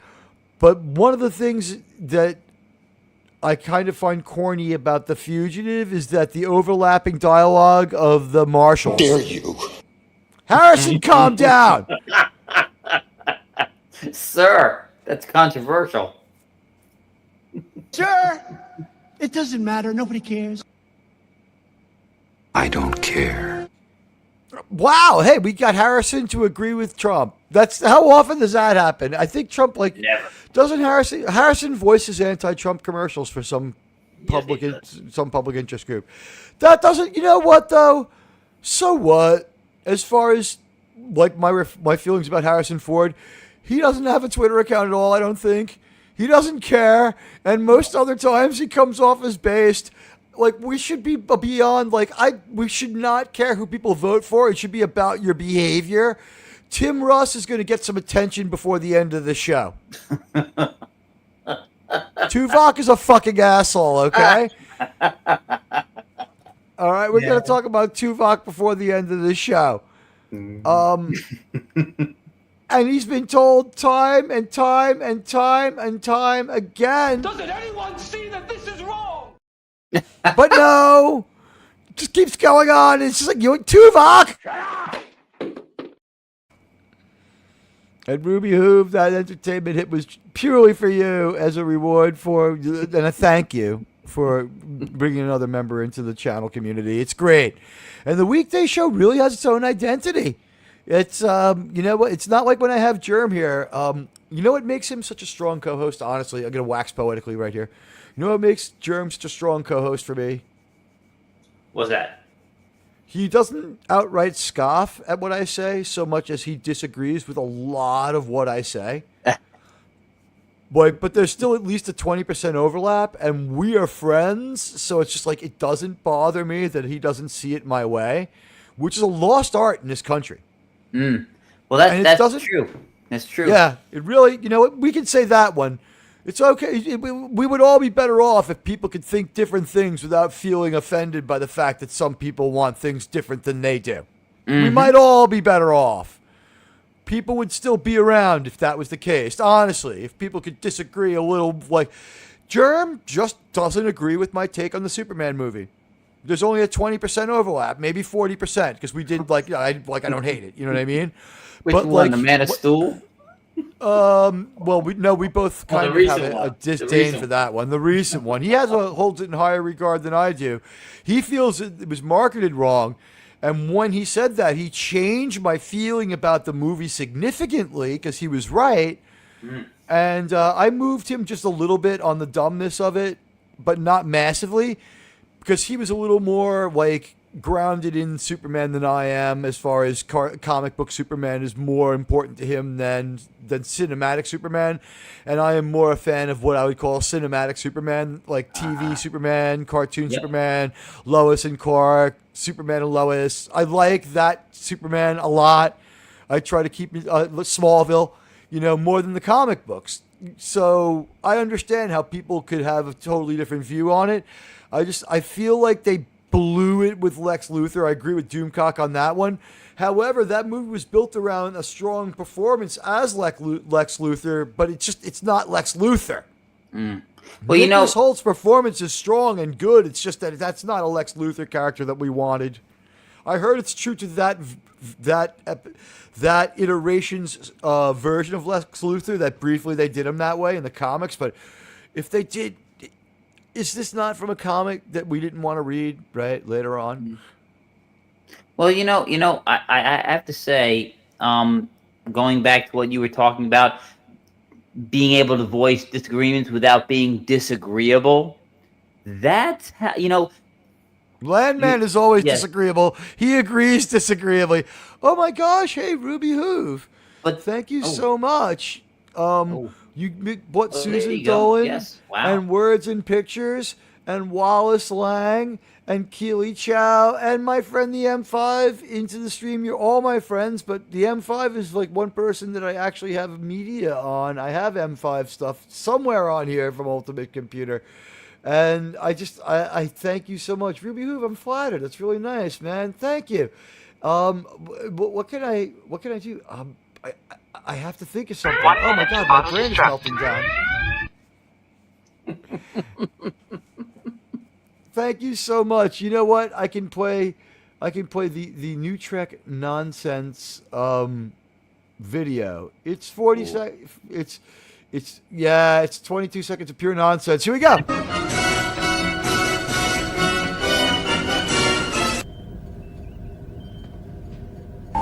Insufficient sensor data. Incorrect. 10 fucking grueling hours. I'll never get over that they gave us that to play with. I'll never get over that they gave us that to mess with. What in the name of God what were they thinking? Landman Season 1 revolves around John Hamm and Landman being the most antisocial, money-oriented, uncool people in the world that you can't take your eyes off. We then populate their world with various other uncool, very fascinating people that you can't take your eyes off of. These are not people you say hello to. You nod to Landman. You go, hey, Tommy. That's it. If you have not seen him in a minimum of 6 or 7 years, he might kill you. The bartender asked him if he thought it was a good idea to drive after drinking so much Michelob Ultra, and he told him, fuck you, that's just water. And he goes, but sir, you've had 7 of those. He goes, give me 7 whiskeys and see how much difference there is. I'm fucking fine. Fuck you. And he's like, all right, sir, that's $100 or whatever it is. And like he gives him the money. He's like, would you like change? Like, you fucking kidding me? I want fucking change, you asshole. Give me a fucking PSA on my health. And he's like, you can't smoke in here. And he just stares at the guy. He's like, go ahead and smoke, sir. It's great. You're like, you just don't tell Landman anything. He's going to do what he wants to do. He's not that cool. He's fun to watch. He's amazing. He's a presence. But Landman, he's insane. His treatment of the people at the hospital is unconscionable. He treats the doctor like shit. I understand his choice, but he's just like, fuck you. He fucking whips out his knife and just chops off his own finger. Fucking boss. I mean, don't get me wrong, it's based as hell, but I mean, what is he thinking? I must giggle. Thank you for thanking Ruby along with me. I thank you, Ruby. Thank you very much. Maybe I can buy a Rolling Stones T-shirt that's less than 36 years old. Yes, buy a well, you know what? If I'm buying a vintage Stone shirt, I'm buying a Hang Fire shirt if I can find one. They played that when I saw them when I bought this shirt, but that's the only time I've ever seen them play it. And that's because they were trying to ignore the album in between Tattoo You and Steel Wheels. And They still went and played Harlem Shuffle because it was a hit. Defiantly played Harlem Shuffle because it was a hit, even though no one really wanted to hear it. And they played One Hit to the Body because it was a hit. But that one live was really good. I don't know if people know this, but on the failed Stones album where they broke up forever in 1986, it didn't work out too good. The breakup, that is. It worked out great for us. They got back together. But on the album where they broke up forever, they had a lot of animation in the video. They had the guys from Ren and Stimpy doing it. And in One Hit to the Body, the video is pretty weird because Mick and Keith are kind of almost really fighting each other. But that's on that album, except for one or two songs tops, it's Jimmy Page is the guitar player. They didn't use Ron Wood. And they were going to break up. Like, after they used, like, the Ron Wood for their one song, like, production dragged on, and Mick Jagger's solo records, like, he gets into his second solo record, and Keith's like, I'm writing most of this myself. Maybe I'll save this song, Take It So Hard, for my own record. And we get a better Stones album than we'd gotten in, like, 10 years with Keith Richards' solo record. And that Talk Is Cheap was just the best Stones record in like 10 years. And that resets the stuff. Mick and Keith had to get it out of their system and both go solo and kind of fail. Like Mick had to fail and Keith had to prosper for them to realize they needed each other. You saw ZZ Top last night. Good show. I saw them when I was young. They lost a key member. Was it their guitar player or their bass player? Was it Dusty Hill or was it... I'm glad you enjoyed the show. Oh. Let's see who's left from ZZ Top. Oh, so it's not a trio anymore. I did not realize this. They might have added a guy, but they lost a member. Billy Gibbons, Elwood Francis is bass, backing vocals and keyboards, and Frank Beard drums. Elwood Francis joined in 2021, taking over bass after the passing of the original bassist Dusty Hill the same year. It's too darn bad, but Billy Gibbons can sing and sing real good on his own. He really could play bass great. On the later dance music, he did what was required of a dance song. He was really versatile. Yeah, R.I.P. He was great on King of the Hill. Is there a King of the Hill curse? He's dead. Tom Petty's dead. What do you call it? Luann is dead. Chuck Mangione. Chuck Mangione is dead. Dale is dead. Cotton is dead, but the actor who played him is alive and playing Dale. Dale is dead. Stephen Root is now the guy who used to be Cotton now plays Dale. It's good enough, you know what I mean? Like he's part of the he's part of the of the lineup. The weirdest music thing I found out this week is that he's dead long enough that it's worn off. People are now coming out and just kind of in a very plain-spoken way saying, you know what, Eddie Van Halen, for all he did on the guitar, was a real hard guy to work with and maybe not too cool. Yeah. Nah. And it turns out like it was based on like whether or not you were famous before he became famous. He respected people who were around before him, but all his contemporaries, he had only liked Angus Young. But like, here's the thing. AC/DC precedes them by like 5 years. Maybe more. Mm-hmm. When's the first Van Halen album? 79 it gets released, right? And AC/DC is like 74. Yeah, so AC/DC is going for a while, and he loves Angus Young. But wow, some of these stories we've heard about Eddie Van Halen. Have you heard some of these stories? Yeah, he's not the easiest person. Why else did his marriage fail? He's not the easiest person to live with. So. And she seemed like she was pretty easygoing, right? She was like, I already cheated, you go ahead and do it. That still couldn't make it work. It seems like the other story that backs this up is that Wolfgang Van Halen is slowly going around like mending fences with people like Sammy Hagar and nice. Michael Anthony getting his props a little bit.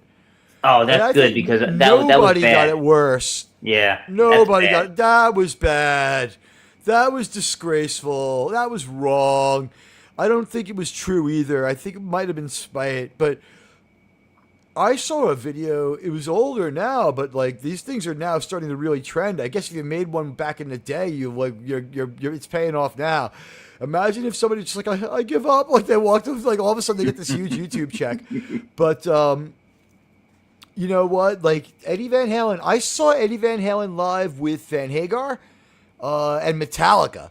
I saw Eddie Van Halen live. The thing is, if you came up after him and you kissed his ass, he was probably good to you too. He was like real random.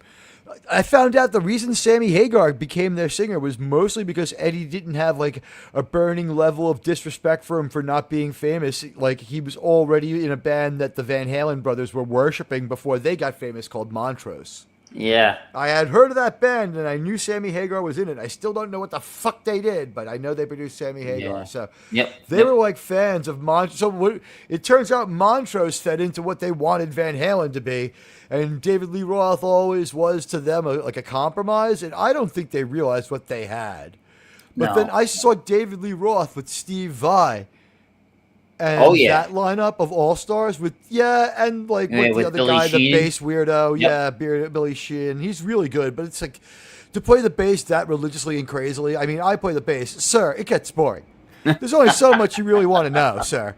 I would say that becoming too good of a bass player becomes defeatist in itself because unless you're the Primus guy, it gets boring to listen to people be really good on the bass. It really does. It kills a few Chili Pepper songs, sir. Well, the only one I put up there ahead, is Cliff Burton.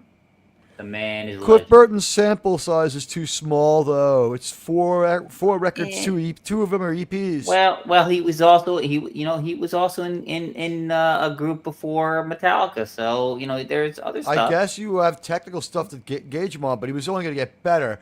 He has to get a special exemption. Like we never got to see the full power. True. We saw that he was a really good songwriter and songwriting collaborator because that stuff he does with Dave Mustaine works. And hey, everyone who listened to Roman of the Empire, you came to the right place for talking rock and roll, right? Yeah. But let me take a look over at my script here and say, our picture, I didn't share it. We have a show today that might be near and dear to some people that listen to this channel and listen to some of the other channels that I was fans of, listen to. Remember this show? 50 years ago this week. Hey, Ruby Hoof, thank you so much. Tell Netter I said hi and good night all. If Netter comes through, I will. I want to hang out with Netter one of these days. I haven't done that yet. Netter's cool. I like Netter. Anyway, thank you, Ruby Hoof, so much for the American $2 super chat, and I will tell Netter you say hi if they come by. All right, so here we go. Beautiful view of the city. And here's our picture. Let me edit to the stage. There you have it. Oh, yes. 50 years ago today, this week, Space 1999 started. This show is weird. What do I mean by that? It was a pretty good show. I liked it. It had its moments, but I was a really young kid. And it had really high production values in its special effects beyond what we got in Star Trek. We'll leave this up for a while in gratitude. It had beyond what we got in Star Trek as far as special effects. And if you're a little kid, you might not notice this, but as I watched it again when I got older, Space 1999's story kind of, sucks. Wes, do you have any comment? I know a lot of people love the show. I love it. I loved it as a kid, and to me, it was somewhere in between. It's a fun show for a kid. Well, it was in between TOS and Logan's Run. It's hard to say. I'd have to rewatch Logan's Run. The Logan's Run show was pretty cornball, and was Mr. Hand a robot in that show? I don't remember. I think was it Mr. Hand or was it Burgess Meredith who played their robot pal? He was an android. He's like, "Hello, I am Mr. Hand, or I am Burgess Meredith." It was fucking weird as all hell. It was the Logan's Run show was weird as all hell. It was like the show was bad. The movie all of a sudden, good. Logan has an American accent. I'm going to argue that the movie was more interesting and more of a cool concept than it was a great movie, because it was a fun sci-fi tale. But the thing is this, if we made a series of ongoing movies, if I told you I own the rights to the Twilight Zone, by the way, Leonardo DiCaprio did last time I checked. But if I own the rights to, that's why I think he made Inception. Oh, we're in trouble. I think he was considering making it a Twilight Zone episode. If that would have been like shorter and just part of a Twilight Zone episode, imagine how impactful it would have been. But imagine if we were to make a full movie of a Twilight Zone every year. We could put it out like that. It held up in that sense. And we don't have enough Vietnam helicopters to make that many shows. Yeah, let's not lose our heads over this one.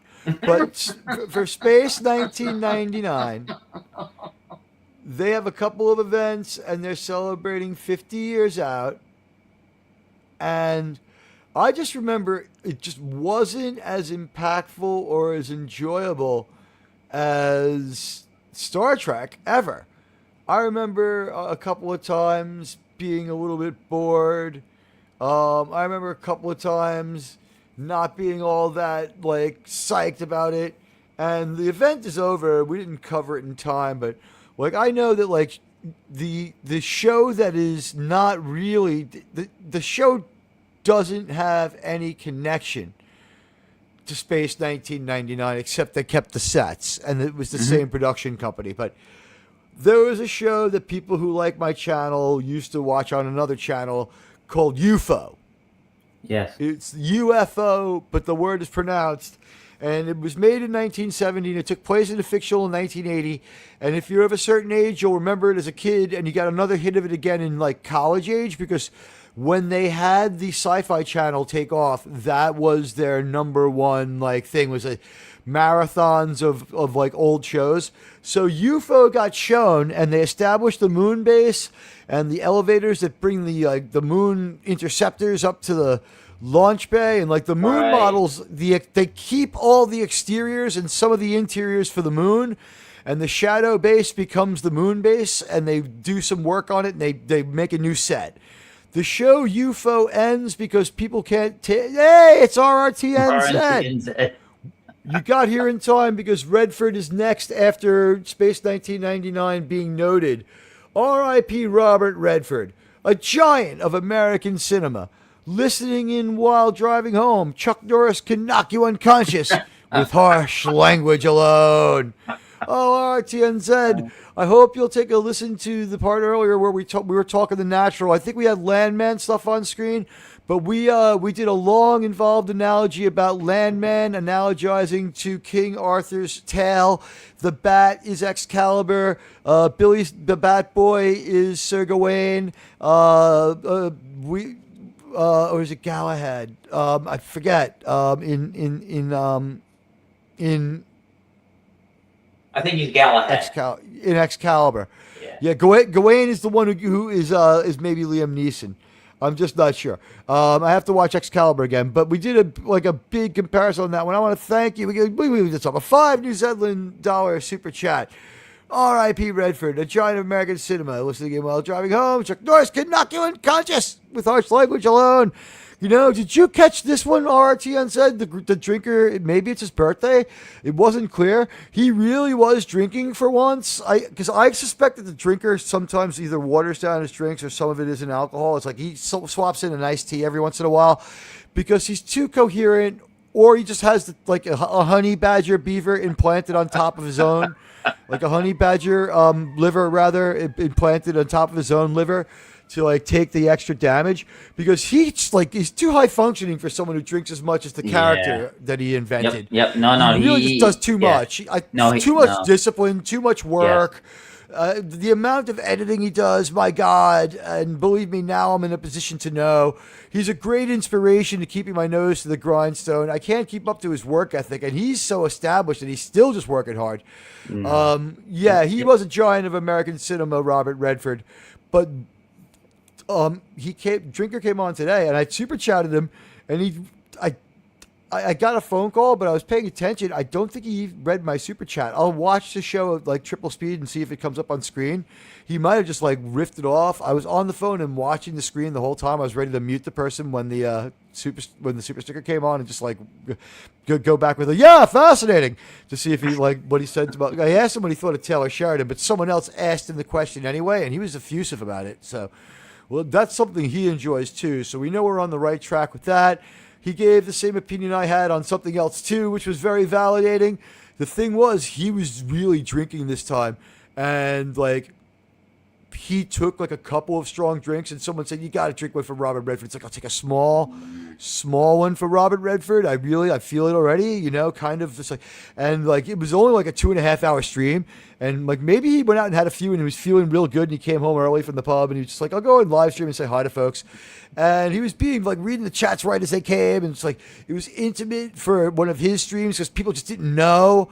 Like, and he was just like reading like every single like super chat. It's like boom, boom, boom, boom, boom, and like maybe he just got to mine and I missed it, but it was like a very intimate and unusual drinker stream of a type that we haven't seen in a while, and one of the few times I think that he just did it spontaneously because he's a very, not in the bad way, calculated guy. Like he releases his videos on American time when he gets the most views. He calculates and makes concessions.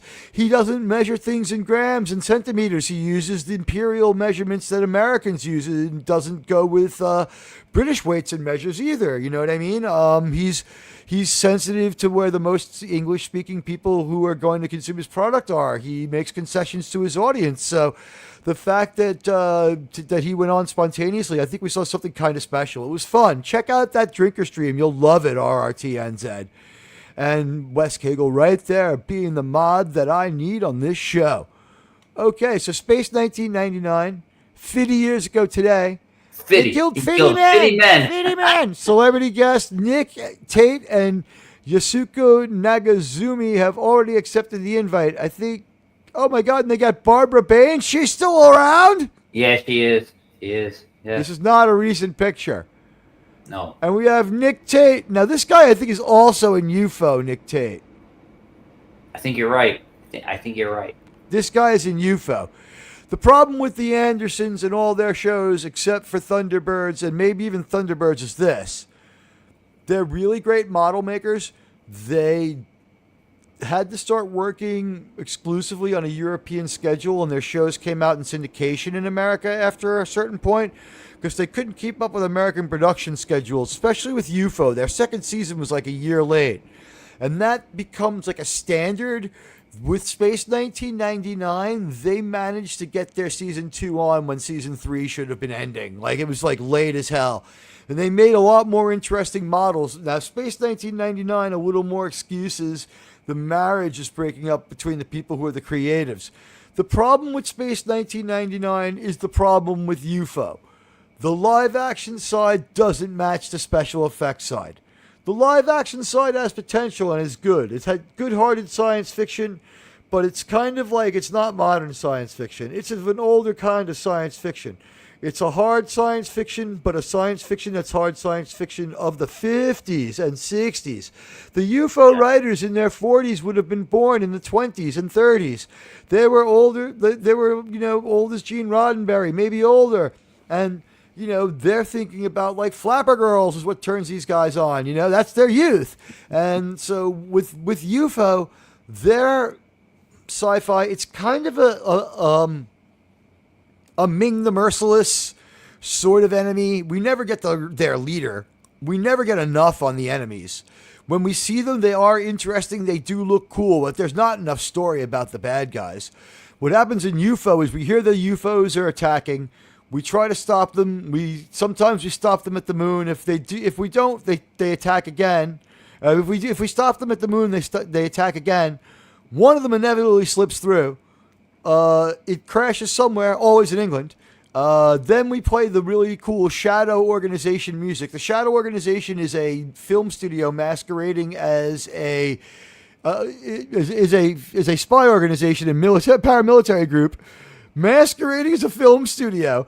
How they drive these military tanks and weapons and lasers and freaking trucks in and out of this movie studio all the time without people thinking it's anything but the Shadow Organization that helps them out and goes to why they're making a movie at every UFO crash site, who knows? But all the UFO agents are supposedly movie stars, so they're famous in their own world too. So it's just crazy like that. So it's a lot like, it reminds me of Flash Gordon. Right? Like Flash Gordon is the hero. He's also famous. Well, it's weird like that. With the description of UFO, it reminds me, it seems almost as if it was a a hybrid of Battle of the Planets and Johnny Sacco and his giant robot. There's that shadow organization from outer space that's invading Earth. The Shadow Organization's best strength was their cars and their weird music. Oh my God. RRTNZ with a $2 New Zealand super chat says, I'm a massive Asimov fan. The greatest of all time of science fiction, in my opinion. I tried to do me drinker. I think I sounded a little too much like the Irish bartender at the bar nearby. It's like, my friend Robbie, the bartender, like something happened. He smoked too much, and it's like, Robbie, how you doing? He's like, hey, doing, Teags, good to see you. Hey man, you're a good lad, Teags. Good to see you. And when I see my friend Gerald, I'm like, hey man, what are you doing? He's like, oh, I'm at the bar with Robbie, and I'm like, ah! And it's just like, Robbie, how you doing? I was like, Robbie, you got to do YouTube. You got the voice for it, man. You got to do it, man. Just like wire up the bar. And yeah, thank you, RRTN. Massive fan of Asimov. You know, Isaac Asimov, he is great. He comes up with a lot of great stuff. I got to admit, I got to read more of his stuff. I think, was he just like short stories and like hardcore rules, right? He was one of the people whose destiny was to be mostly serialized, isn't it? True. Yeah.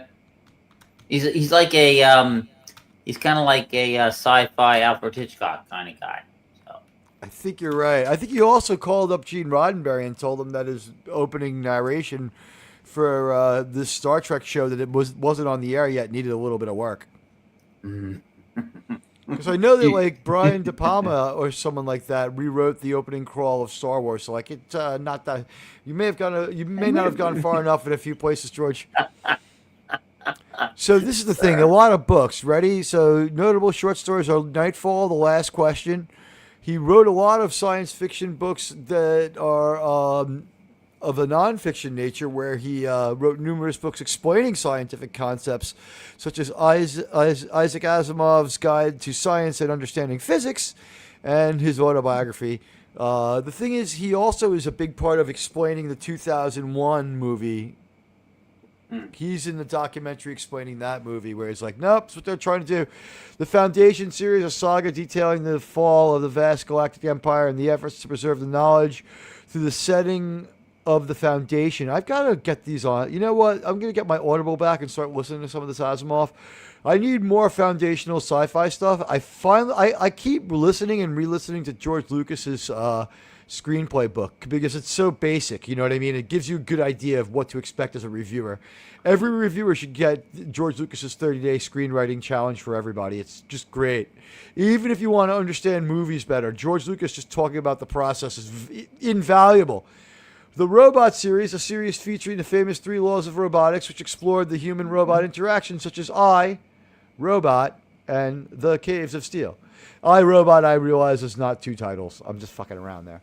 And the movie I, Robot had nothing to do with the book I, Robot, but if you want to see Tom Brady's baby mama, ooh, she's hot. Bridget Moynihan is in that movie. She's cute. And Will Smith. yes, Will Smith before he goes off the rails. Yeah. Other notable novel. Now, this one I don't really like, and I don't think that I don't know how RT and said feels about it, but a classic time travel novel, End of Eternity. You know, if anyone's going to do it well, it'll be Asimov. I'd be willing to listen to his time travel story. And The Gods Themselves, 1972, an award-winning novel about aliens, which he considered his favorite science fiction novel. Wow. You know, if you're gonna talk about time travel, I like from that era, the Time Tunnel. I don't know that one. Yeah. And the Time Travelers. Tunnel. There was. Tell me was more of this time traveler tunnel. The Time Tunnel was, I believe, if I'm not mistaken, that was the television series. But there was a film called The Time Travelers. That was real. That's from like the 19. God, I gotta look it up now. When was the Time Tunnel? The Time Travelers.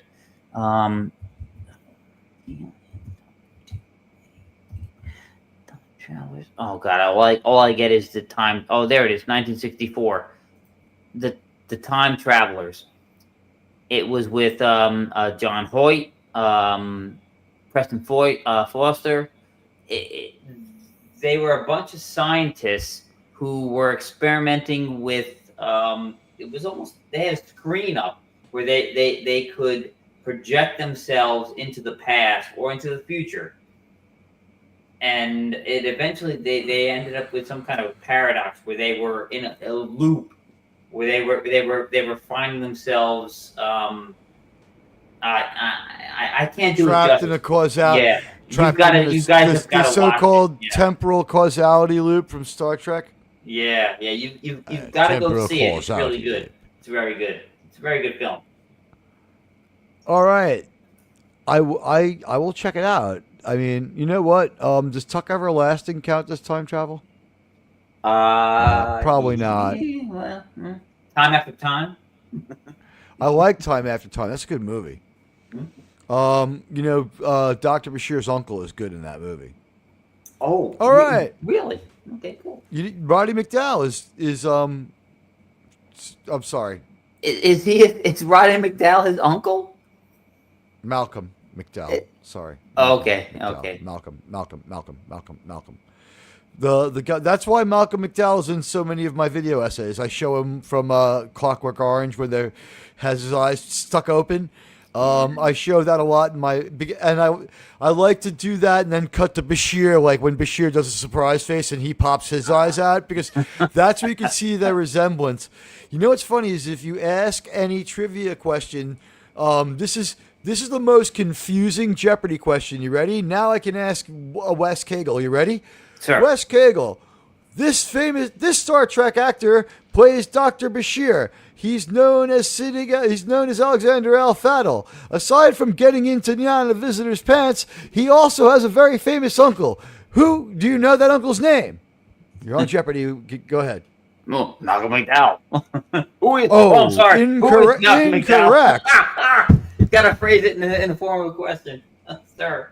I'm sorry, but that answer is incorrect. The answer is the Prime Minister of India. Siddiq Al-Fadel something. Yeah, Alex, it turns out Dr. Bashir has not one, but two famous uncles. One is Malcolm McDowell, and one is, of all people, a former Prime Minister of India. Wow. Can you imagine, like, you live in India, and it's just like, you're watching Deep Space Nine, and all of a sudden, like, in the middle of it, it's like, hello, my fellow citizens, I am your Prime Minister. And you're like, there's something very familiar about the Doctor. Sir.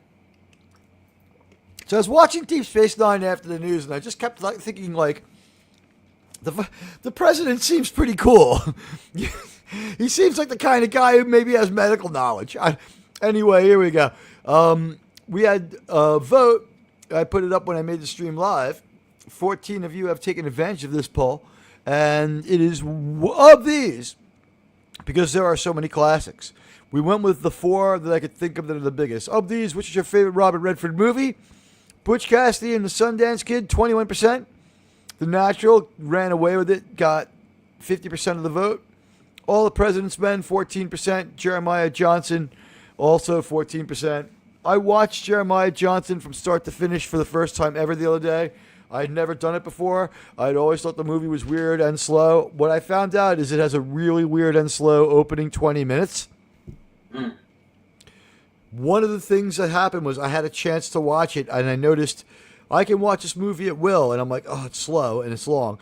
But I looked, and it's not long. It's only 2 hours. So I'm like, I'm going to watch this movie just for the memes and understanding all that stuff, right? Half this movie's been memed.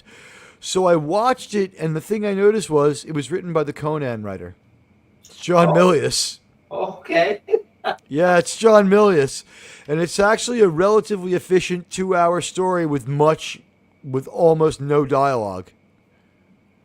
All the dialogue's in the front and the middle. By the end of the movie, almost no one ever talks to anyone. Yeah. And he's a vengeful fellow. There are a lot of movies, especially from say 65 to about 1980, where the film starts slow but it's so worth it. You've got to stay with these things.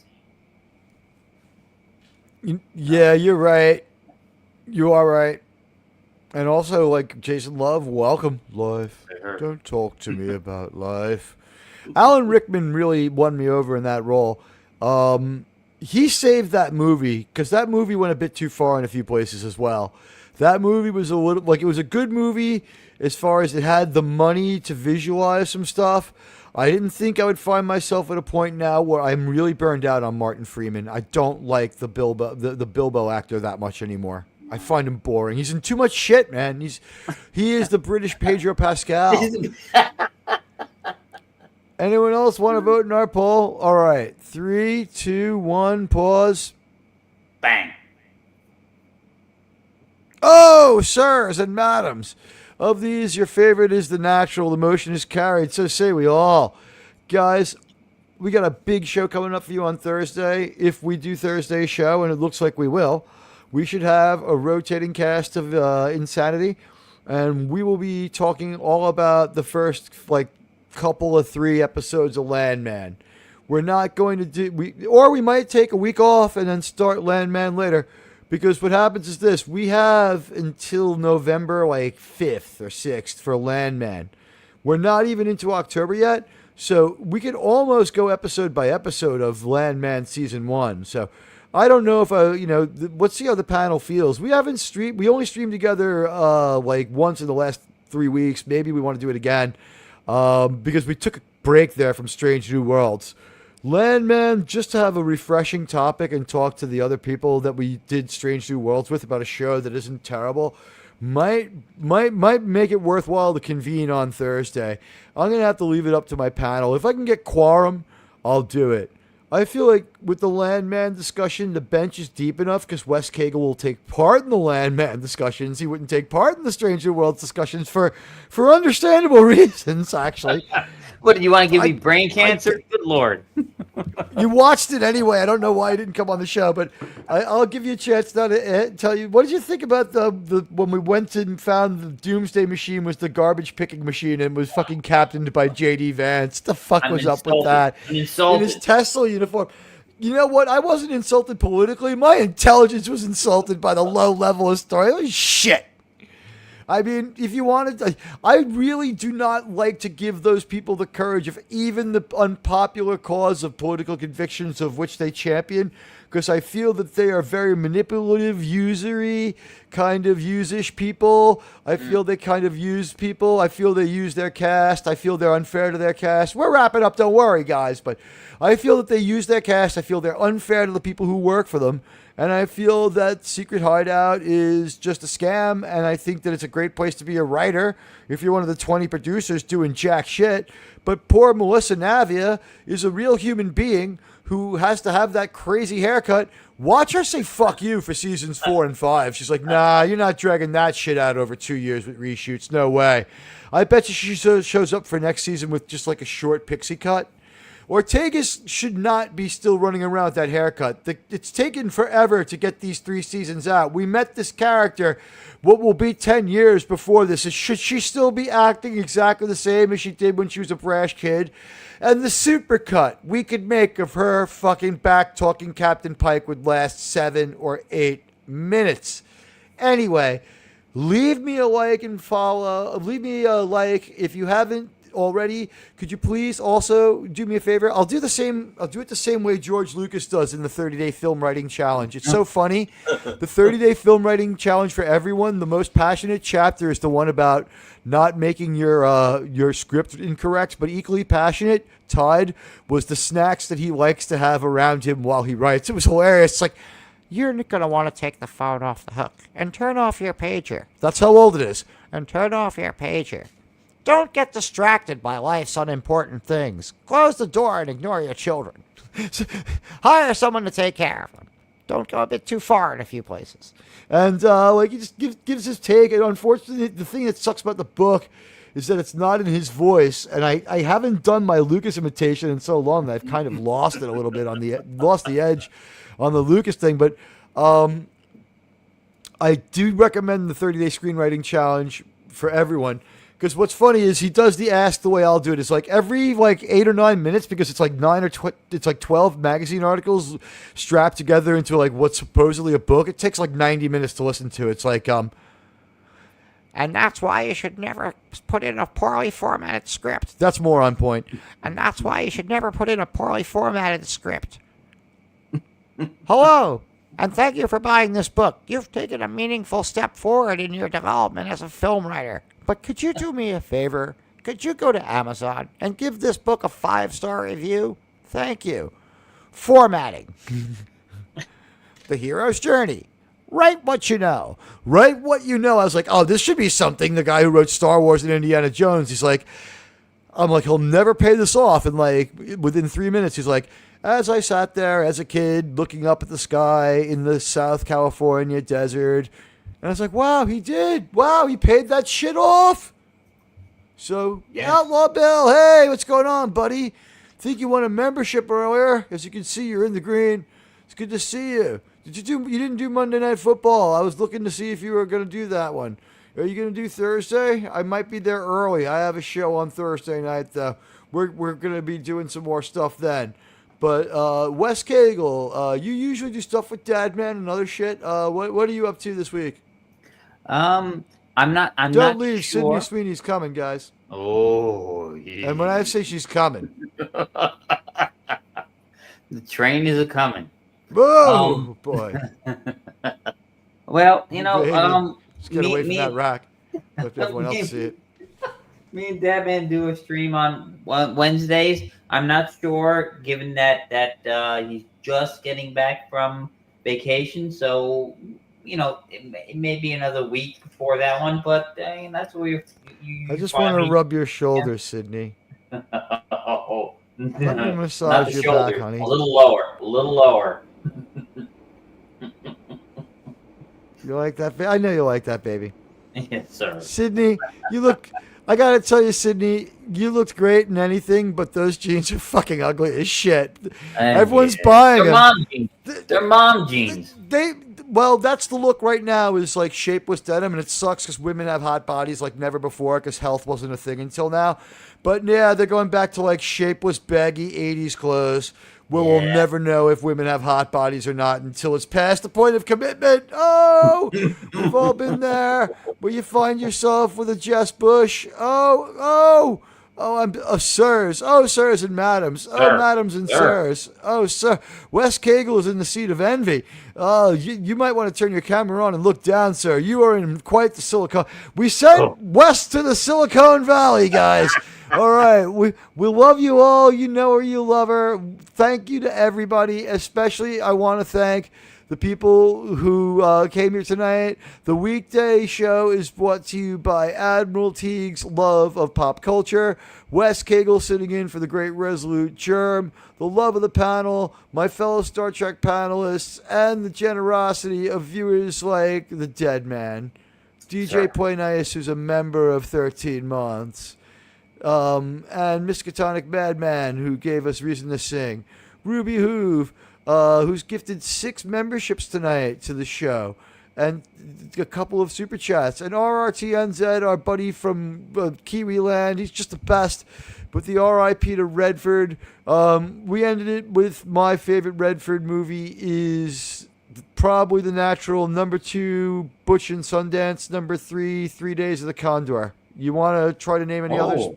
That's right. I forgot about The that. Condor is fucking good movie. Yeah. It's from the Marathon Man, slow grind in the grime of New York City kind of spy movie ilk. That was a thing for a while. Specific. Oh, hey, Wes Cagle, you got in there too, sir. Sir. I like that, and I heart your chat. And Wes Cagle, generosity of viewers like you. I need to get like one of those Channel 13 things because I think I can use public TV stuff more. And hey, Jason Love is a member of our channel for, oh my gosh, sir, a member of the channel for 6 months. Thank you, sir. Long may you run and live long and prosper. Yes, Wes Cagle. You're talking about Robert Redford films. Don't forget, and it is the first appearance in a major film by the beloved James Woods, The Way We Were. Yeah, it is a great movie. It is a great movie. Even with Barbara Streisand, who was not a natural actress, it just comes actually who was not a trained actress, but is a natural actress. She comes across great. That's a great movie. It's sentimental. You wouldn't think that's what I'd expect from a guy who likes James Taylor, but Admiral likes it too. So that's Well, The Way We Were is a good movie. RRTNZ says it here. Landman is a decent show. Billy Bob is great. It's great.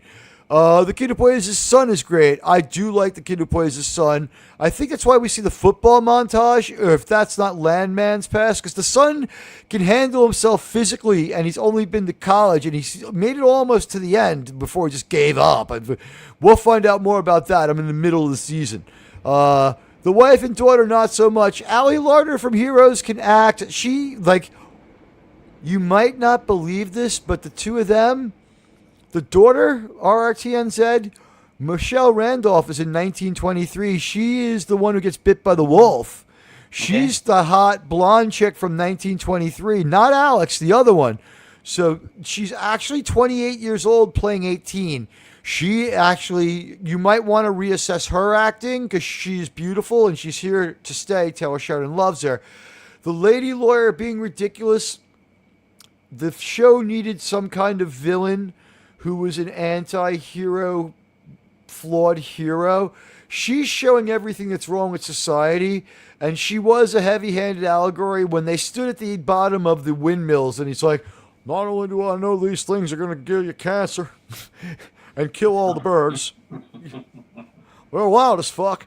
Because what's fucked up is to pump the oil, the oil company uses alternative energy. Oh. Well, that's James Woods.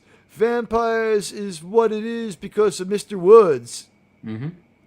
Thank you, Jason Love. Yes, Wes Cagle, right on it. I stood behind Martin Freeman in line for tea when I was an extra on The Hobbit. He seemed nice enough, not a very exciting actor, about the same height as me, and I really am Hobbit-sized. Yeah, Freeman looks to be like 5'5", right? 5'6". He's not a big guy. His acting is fine. He's just kind of a one-note act. Like I said, not very exciting, covers it. Him as a secret agent, what kind of fucking agency? That does not sound like... Well, he's supposed to be like a CIA agent. Not a lot of fun going on there. And thank you to... you know what? It is very generous for the people who donate memberships and the super chat. This is a member-supported channel, and you guys are the only reason that I'm not afraid of what's going to come next on YouTube. Everyone's saying it at once. Drinker knows it. Everybody knows it.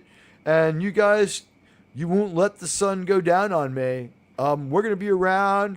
We're going to be building. We're going to be growing opinions. And you, my community, you're going to be here with me. The recurring people who get the gifted subscriberships. You guys are just as much members. The people who give the gifted subscriberships, I thank you so much. It's a wonderful gift. I make sure it's worth their while. When you come back, isn't there always something new, right? I care about these memberships, and I care about making quality videos for you. I always get you some good music. You've heard a little bit about my life. I come from the biggest celebrity magnet in all of America. Mary J. Blige, Trump, me, 50 Cent, all the guys from Run DMC, Russell Simmons, LL Cool J, all from the same zip code in Queens.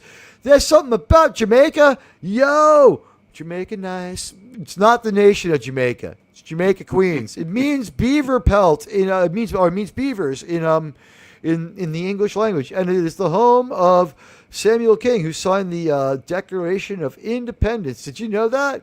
Yes, sir. Sir. All right. Sir, will you come back and talk Landman with us Thursday? Sure. Absolutely. All right. We'll be back Thursday with a little more on Paramount. Paramount, everything looking good. Quick roundup on Paramount before we go, real quick. They seem to have fueled the Trek United rumor mill to keep the Strange New Worlds from doing damage. This season had potential to be very damaging. They don't have to buy the episodes. They bought them so they can control them, is my feeling. It is my personal opinion that they are actually sabotaging the episodes and doing them bad to extort a maximum price from CBS because they don't want to show them. They don't make CBS and Paramount Plus are not really. They did whatever they were contracted to do with publicity. They buried these in the middle of the night. They dropped these on fucking Wednesday, Thursday morning. They didn't give a fuck about this show. They could have put it on at 8 o'clock on a fucking Tuesday night and let it percolate all week. They also, like, the rights holders of the Paramount New Trek stuff, they are misers about the rights and will strike your buddy Admiral Teague. The TV show people from 66 to '05, they're more embracing of it. They won't come after me. They're different rights holders. I'm okay. Paramount is about to become a lot easier to review, and I think more people will start looking towards it. The reason why people don't do Star Trek video essays is Paramount is notoriously cruel in their video essay copyright claims. I've been real lucky, but I keep it to a ridiculously short amount of time, which is why it takes so long for my videos to come out. I deal with Paramount. It's worth half the time that Disney gives you. Half. To be honest, the alluring female on Landman is the young Latina widow. She's gorgeous and has tons of personality in an understated way. Yeah, she's just starting to come into it. She is beautiful. There are a lot. You know what I like about Taylor Sheridan is he believes in a traditionally good-looking, classically good-looking cast with a few believable, funny-looking people in there to keep it good. Like, I think in our Landman cast, the hefty guy, I think he was Cookie from 1883. Remember the douchebag Cook? And hello to Vinkman's Girl on X, the Peter Vinkman fan site. Yeah, remember the Chuck Wagon Cook they got laid in there? And I thank everybody for being who supported the channel. Thank you all for your generous gifts. You guys are great. I want to thank you. It's not a flex. This is a thanks. I try to make it a point to never ask. And you guys just reward. I've never had to. You guys are the most generous channel community. There will be more Star Trek. There will be more Paramount scrutiny. There will be more Landman. And there will be more Sydney Sweeney. I thank you all, and I love you all. We'll be back with a much longer show on Saturday. And on Thursday, I think by mutual assent, that show will probably be 3 hours, but it'll be like people will be there for 2 hours at a time and leave. And like it won't always be everyone. Some people will stay the whole show and some people won't. We'll see how long Landman Part 1 goes. Because we have like 6 weeks and 10 episodes to get through. It won't be that hard. Like episode 1 and episode 2 flow together pretty well, wouldn't you say? Sure. Absolutely. I think it's... Yes. Mr. President, do you think so? Sir, that was so controversial. Sir. You know what? I think people will be concerned about it. It doesn't matter. Nobody cares. How dare you? I don't care. Damn, you can't have it both ways, Harrison. No. Saying that I crushed her skull and that I shot her. Yes. Yeah. You know what? There are 2 things I want to have looked into strongly that were never looked into. JFK. 3 angry husbands acting independently. Oh. And maybe Richard Kimmel framed the one-armed man. I want a movie about that. Also, here's a show pitch idea. NBC, you're listening? Law & Order overturned on appeal. Go for all the shows you've already shown where they have crazy legal procedures like Landman does that can't really happen. And have them overturned on appeal by like an anti-hero lawyer character who's like a crusading ACLU type who just like gets the worst of the worst for the most popular episodes of all the other shows. What do you think? You could go for a 20-year-old episode and be like, you know, Soretta and Logan acted improperly on this one and bring Chris Noth back. He's on Me Too Island anyway. No one likes him. Present him as a dirty cop and have that character go to jail and like free the It's like this man did commit triple murder, but the process was flawed and the evidence was obtained illegally. Officer Logan belongs in Detective Logan belongs in prison. It's like, but I'm retired now in Florida. It's just, you belong in jail, sir. It's just like he gets like hauled out in handcuffs. That would be a great show. Law and Order overturned on appeal. What do you think, Wes Cagle? Would you watch the show? It's like, turns out all the evidence was obtained falsely. As long as Ice-T is in it still. He got shot at the end of Law and Order season 26. I don't know if he's alive. Season 27 is going to come out. 27 seasons. It's the most successful show on TV. We're allowed to use it as a comparison to other shows. It's so popular and it's been so successful now. Well, guys, Good night, and we love you. Here she is to wave goodbye in the flesh. It's Sydney Sweeney. Good night, and we'll see you on Thursday.